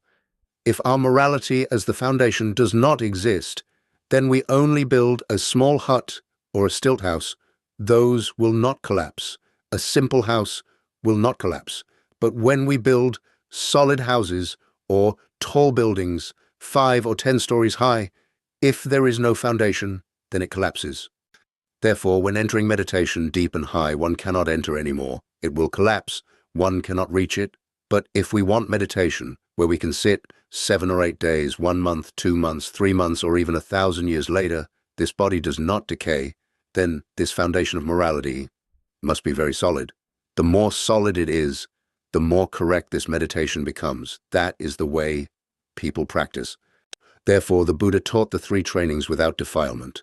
Do not think that the Buddha taught 84,000 methods. The 84,000 methods exist within the inclusiveness of Mahayana teachings, meaning any teaching that is mixed with superstition is also absorbed into it. I speak like this. In the past, in our customs, on the 23rd day of the Lunar New Year, every family would send off the kitchen god, wouldn't they? Then on the 30th day, we would welcome the kitchen god back so that he could cook rice. If we didn't welcome the kitchen god back, then what would we use to cook rice? So we send him up there to gather together with the Jade Emperor, right? That is how we think. But in the temple, according to the temple rules, the temple does not cook rice, so they cannot send off the kitchen god, therefore they send off the devas. For a long time until now, the devas have been in the temple, so now they send off the devas and then welcome the devas back. You can go to the temple and ask to see if it is true. On the day when people send off the kitchen god, they transform that custom of sending off the kitchen god into sending off the devas, right? So that it fits that day. Outside, people offer sesame candies and such things. Then inside the temple, we also offer sesame candies or sweet soup, sticky rice, in order to send off the devas. Then, on the 30th day, people welcome their ancestors. In worldly life, people welcome their ancestors, so the custom is like that. I also do not know, and because in the south, sometimes I do not know. But in the north, people ask. On the 30th day of the Lunar New Year, every family goes to the graves. The relatives in the family go to the graves, and they invite their ancestors to come home to celebrate the New Year. Then they ask me, so do they come back or not? But I will answer that for you later. What I am saying here is that, when sending off, they send off the kitchen god, but when welcoming, they welcome the ancestors. In the temple, when sending off, they send off the devas, but when welcoming, they welcome the devas. Sometimes there are temples that say they welcome the Buddha as well. I think that these things come from the superstitious customs of our folk traditions. Gradually they change.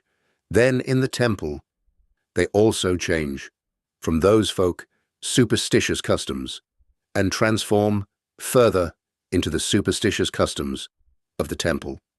Therefore, the teachings of the Mahayana have many forms of superstition. That is why they are called 84,000 Dharma doors, because every teaching can be harmonized with others. That means whatever teaching it encounters, it harmonizes with it.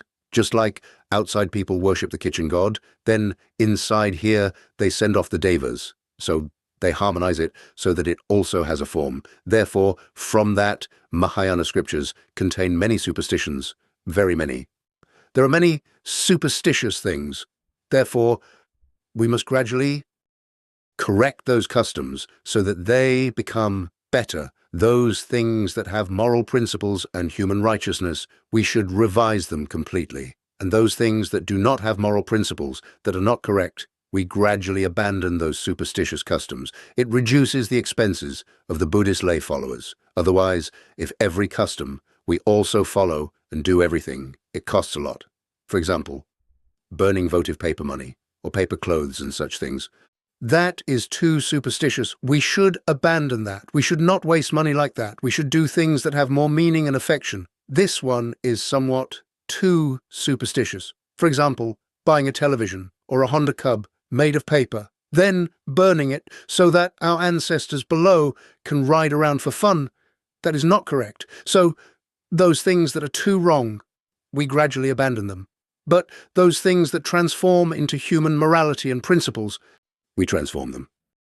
From superstition into moral principles, that is better. From there, our people will no longer remain backward and superstitious. They will move correctly into human morality and principles. That is the method. Therefore today, here I open it up and explain everything clearly so that the Buddhist followers can see.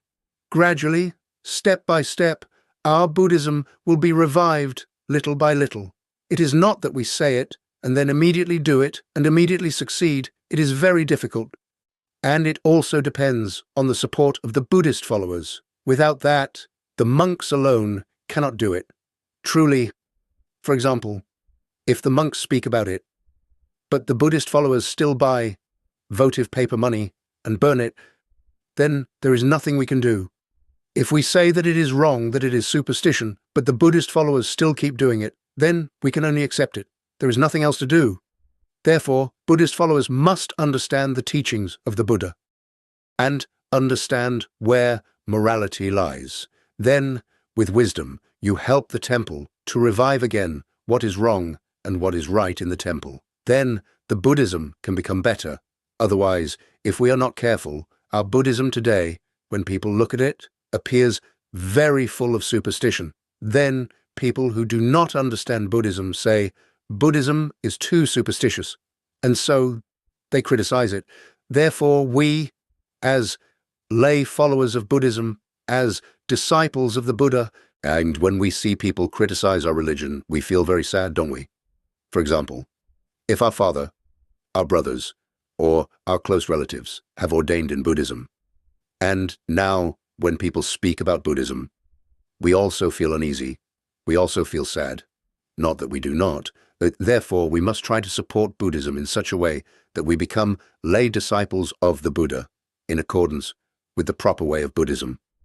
Therefore, today, when you, Buddhist followers, hear me speak, it is not that you hear it, and then just let it pass.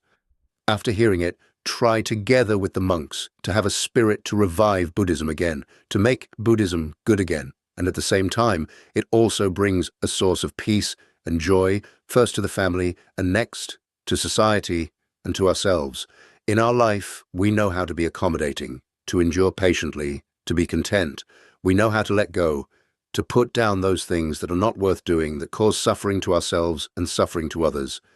Sometimes a matter that is not worth it, but we cannot keep our mind, and then it becomes a big matter. Then there are scoldings and troubles, then hatred toward each other, and it continues from year to year. Sometimes that hatred continues from the generation of the grandfather to the generation of the father, and it has still not ended. The harm is like that. Therefore, we should try to let it go. Now, do you Buddhist followers have anything else to ask me? I will try to explain completely. Whatever you Buddhist followers have not clearly understood, therefore, whatever you do not understand, just ask. There are many things within Buddhism. 21. Do not sell Buddhist sutras, because they are the treasure of the Dharma Buddhist follower. Asking a question. My works, the sutras and books I write, are all written to send to Buddhist followers, not to sell. At the same time, those sutras and books, for example, The Road Back to the Buddha's Land, have 10 volumes, and 4 volumes teach about the precepts of the Buddha, 2 volumes teach about noble virtue, and 2 volumes teach about human morality. That part is about the precepts. At the same time, there are 2 other books called Golden Words and Jade Words, which are the words spoken by the Buddha, the Sutra Golden Words and Jade Words. Those are the condensed words spoken again by the Buddha to teach us the method of practice. There are 2 volumes. In those annotations, that I make the annotations, but the words are the Buddha's teachings, and I only annotate them. There are also about 6 volumes on the morality of cause and effect, but they are still in manuscript form. Now, some of them have also been printed into books, but very few, because there is no manpower. So we proceed gradually. Whenever a book is completed, I send it to Buddhist followers. I do not keep it. And it is certain that sutras and books are not sold, because sutras and books are the treasure of the Dharma. If we sell them, it is considered selling the Dharma. And that is not good. Only Buddhist followers who have the karmic affinity will encounter the occasion when they are printed, and then I will send them. Buddhist follower, why do we see in temples that there are? That is because those temples do not see the Dharma as a treasure. For example, now I have no money. If I print this book, you Buddhist followers will read it first. If you see that it is good, then together, each person contributes a little. Then I will have it photocopied and printed and send it to you Buddhist followers to read, but not sell it. Or if I receive support from a Buddhist follower who has a lot of money, then I buy paper and other materials. Or I hire someone to photocopy and print it, then bind it into books, and then I send it to Buddhist followers. For example, if someone with money sends me an offering of 100, then I buy paper, or I send this work to be photocopied. I send you 1 volume, and the rest I send to other Buddhist followers who want to read it. Or you request 5 volumes or 10 volumes so that you can send them to your relatives so that they can read them. Then, when they are printed, I will send them. But I do not sell them. And I do not send them to any bookstore, and I do not send them to any temple to sell. Therefore I say, the Buddha's teachings and the Dharma that can resolve human suffering must not be sold. Therefore, in the precepts taught by the Buddha, in the training rules, if a person is sitting casually, the Buddha does not preach the Dharma. If a person is standing while listening to the Dharma, it is not taught. If a person is wearing a hat, the Buddha does not teach. That means, for a person to listen to the teaching of the Dharma, that person must be in a proper manner before the Buddha teaches. Just as the Buddha said, if he sees in the assembly someone who is impure, he does not teach. The Dharma is not to be sold cheaply. One must be completely pure in order to hear the Dharma. That is how the Buddha's Dharma is. Therefore here, these Dharma talks of mine teach people to bring about a life of liberation for themselves and their moral actions. Therefore the Dharma cannot possibly be traded in the marketplace and take money for it, then call that the Dharma. That Dharma has already become business, already sold for money. For example, suppose I ask Buddhist followers to contribute. In the end, I print them, and then I bring them to temples to sell. Then I become rich from that matter. Then, because I sit and write them, first I seek fame, second I seek profit. That is not it. I write them for the benefit of sentient beings. Therefore, if I have no money and cannot do it, then I ask those Buddhist followers who have the heart, who have already understood that this method of practice is beneficial. And they contribute money in order to do something beneficial for society. Instead of now bringing money to give people rice so that they live, we help them with the spirit of liberation. And that is many times greater than bringing rice and food for them to eat. When they read the work, they practice morality, they treat their family members with happiness and peace. That is better than bringing rice, bringing food, bringing money to give them. That is the good thing. Therefore, you Buddhist followers, instead of doing that kind of charity, do this kind of charity. It helps so much more. And our ancestors, who died many generations ago and are reborn as humans, when they read this work, then they begin to practice morality, then they are also liberated. That means we also repay the gratitude of our parents. That is more precious than performing prayers for the dead or prayers for peace in a way that we do not see as practical. Because this work, when it is spread out, it is morality. If our ancestors are reborn through the affinity of us spending our sweat and tears to print it, that feeling will transfer to the person reborn in the next life. Therefore, when someone is reborn and sees this book, it is from the sweat and tears of their ancestors that printed it. On the path of printing sutras and books, it must be like that. Therefore, the elder asked that question, and that is correct. Because Buddhist sutras and books now, generally people think that those Buddhist followers who spend money, then they print them, and then they sell them, and use that money to print another book. I do not think like that. Any book that has enough conditions that Buddhist followers make offerings or contribute money together to print, then it is immediately sent to Buddhist followers. It is not sold to anyone. There is no storing them to sell in order to print another sutra later. If now there is another sutra, we ask Buddhist followers to save 1 coin, 2 coins, and we go print it, not sell it. If we sell like that, then we are calculating to sell cheaply, to sell the Buddha's words. To take the Buddha's words and sell them like that sounds like it brings tears. We must spend. Now, a sutra like that is bought for only 20,000 or 30,000. Its true value, 1 sentence of the sutra, is priceless, but now we buy it for 20 or 30,000, then that sutra loses its value. But when I produce a sutra, when I write it and people read it and gain benefit, then it has value. That benefit brings liberation to ourselves. Then that sutra has value. Therefore, it is priceless, not sold. That is my purpose. The reason I do not sell, and I do not seek fame. Therefore, I do not distribute it to temples everywhere. Whoever has the affinity, it is their affinity. Only those who have affinity with me can read my works. If they have no affinity, then that is all. But if I distribute them everywhere seeking fame, so that people read them and know that I write books, write sutras, then that means I seek fame. Therefore, I do not seek fame. I seek their liberation. Therefore, whoever has affinity with me, I print them and send them to them.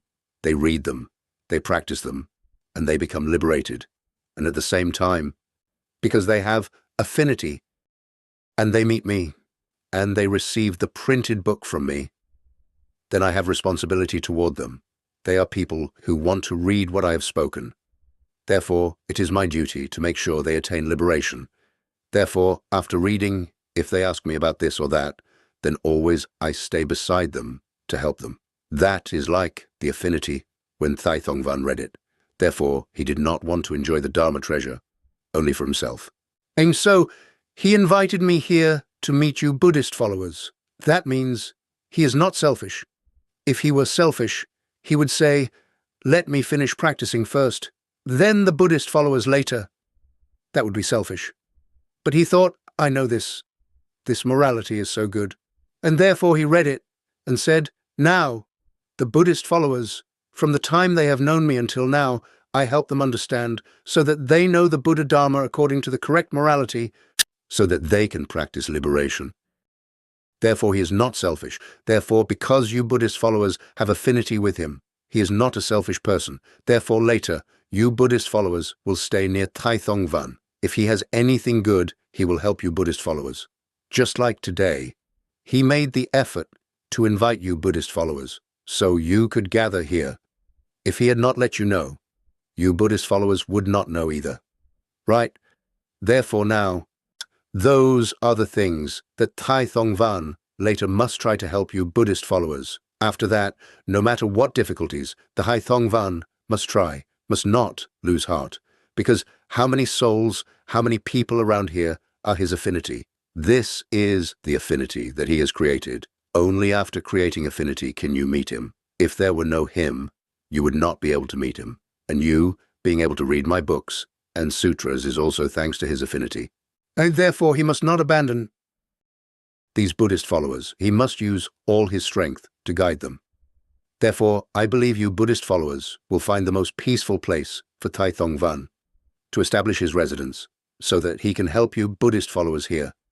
Because monks in other places, you Buddhist followers here, cannot possibly follow them.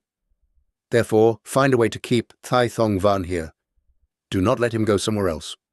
This is the affinity that Tai Thong Van has already created for you Buddhist followers.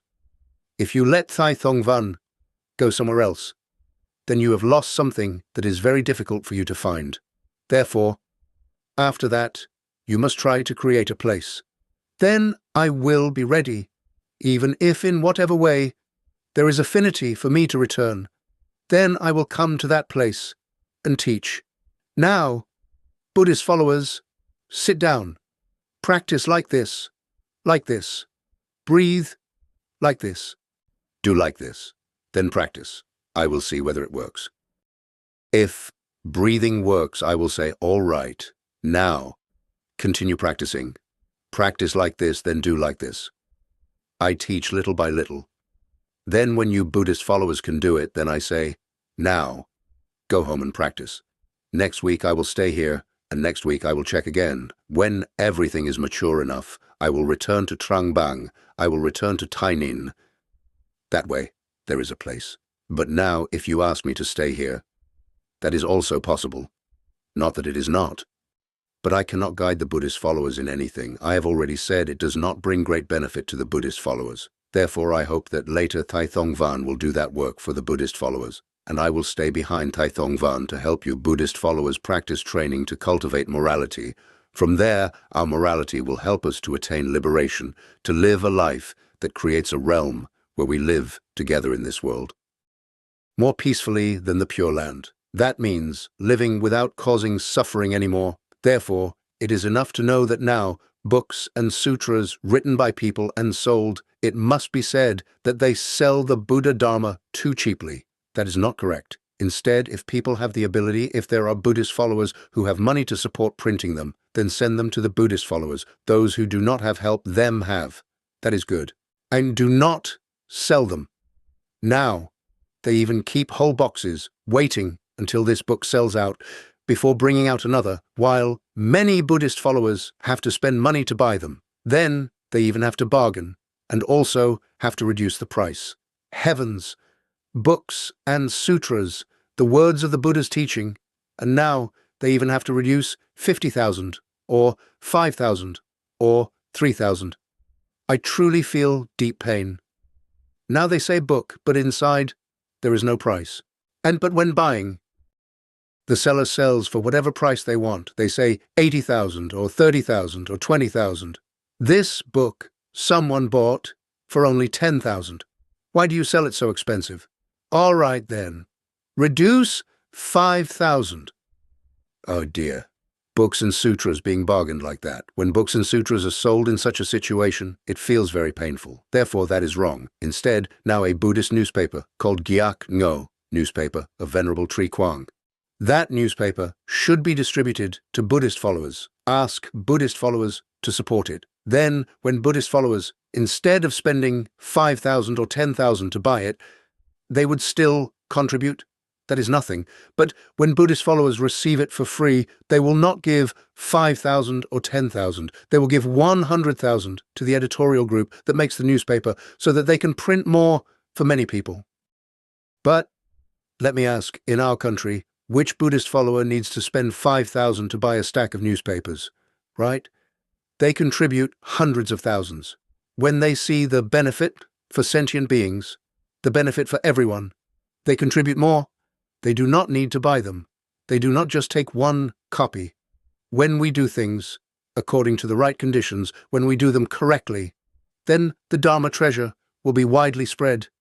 I believe that if people trust the words that I teach, and later with permission from the Sangha organization, if it is accepted to be printed with proper permission, then I believe that you Buddhist followers will contribute money. Each province will take care of printing in its own province. Since we have permission, then we can spread it so that everyone can clearly understand the morality of Buddhism, so they can practice a life of liberation. That is the important thing, but only when permission is granted. Right now, It has not yet been permitted, but later it will be permitted, because gradually it will be allowed. Because, as I said earlier, about the immorality in the story of Kwanam Thikin, and the immorality in the Ulambana Sutra, and the day of the invitation ceremony, and the day of filial piety, the 15th day of the 7th lunar month, those people will not allow it, right? It's very difficult, not simple. But when they recognize it, then they will allow it, they will permit it. So, today, if you Buddhist followers have anything more, then ask me. 22. How to resolve one's own karma. Buddhist follower. Asking about karma. Now you want to ask about karma, right? Now this woman hit this person. She accidentally hit this person. This person did not commit that offense, but she hit her. Therefore, now the law investigates and finds out that this woman is not guilty, but she caused injury to this woman. So, this woman did it unintentionally. Now, according to the law, clearly, this woman has planted the cause. Instead of the person who cursed being hit, she did not hit the one who cursed, but she hit the one who did not curse. That is the meaning, right? So this woman, clearly in a moment of anger, of madness, acting wildly like that, this woman is at fault. The woman who struck is at fault. Therefore, the person who suffered this injury, who was beaten, and in the law of karma, although presently she appears to be wronged, being beaten is unjust for this woman. But she must remember that the law of karma is not unjust at all. She suffers this result because in a previous life she unintentionally caused it, just like now an ant or an insect on the ground. When I walk, I do not intentionally step on it. I step on it accidentally. Now, if I'm accused of killing, that also sounds unfair to me. But in truth, there is still that unintentional act. That beating is also unintentional. But the result must still be repaid for that unintentional act. In the past, the Buddha, in a previous life, was a physician. But unintentionally, the Buddha, instead of giving a warm medicine to treat a cold illness, accidentally gave a cold medicine to someone who already had a cold illness. So when that person drank it, the cold worsened and that person died. Because of that, later, the Buddha still repaid that result. He did not escape the law of karma. Buddhist follower, asking further, when these two people have studied karma, then they can resolve it. If they do not study karma, then they cannot resolve it. But when they understand karma, they can resolve it. They can forgive each other. They do not accuse each other anymore, because they understand karma. Because when someone is beaten and injured, then that result must already exist from a previous life. There is no way that suddenly without cause someone would beat us, just like now.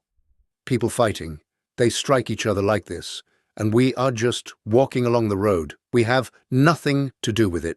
We did not provoke them. But right when we reach that place, the blow hits our head bang. My heavens! At that moment we fall down, our head cracks open, we collapse, and people carry us away. Clearly, they were striking the other person, not striking us. Right? That person who struck did not intend to harm us, but unfortunately, the hand slipped.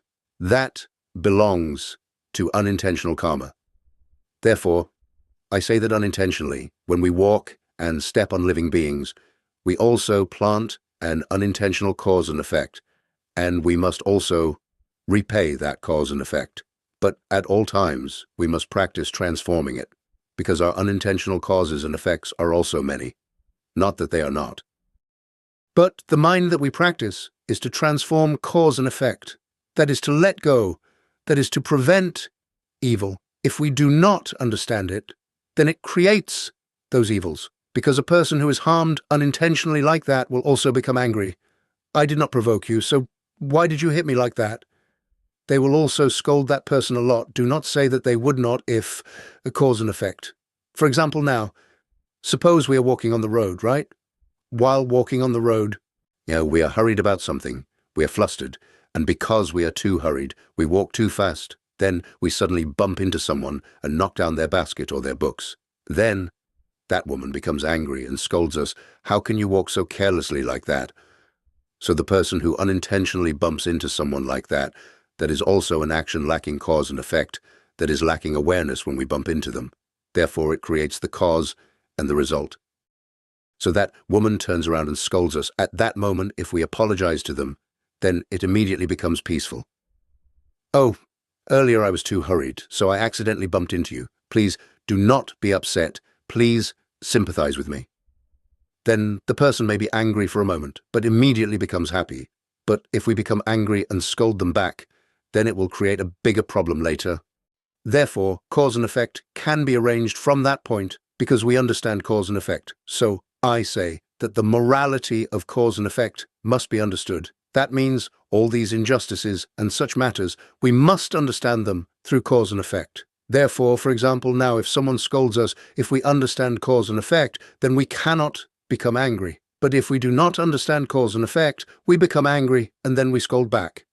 Therefore, after learning cause and effect, even if people speak harshly to us or speak lightly to us, or when we do business and people compete with us in this matter, or they suppress us, then at that moment we can endure all of it because we understand cause and effect, so we can endure. From there, the development of our cause and effect appears, then our business grows and becomes better.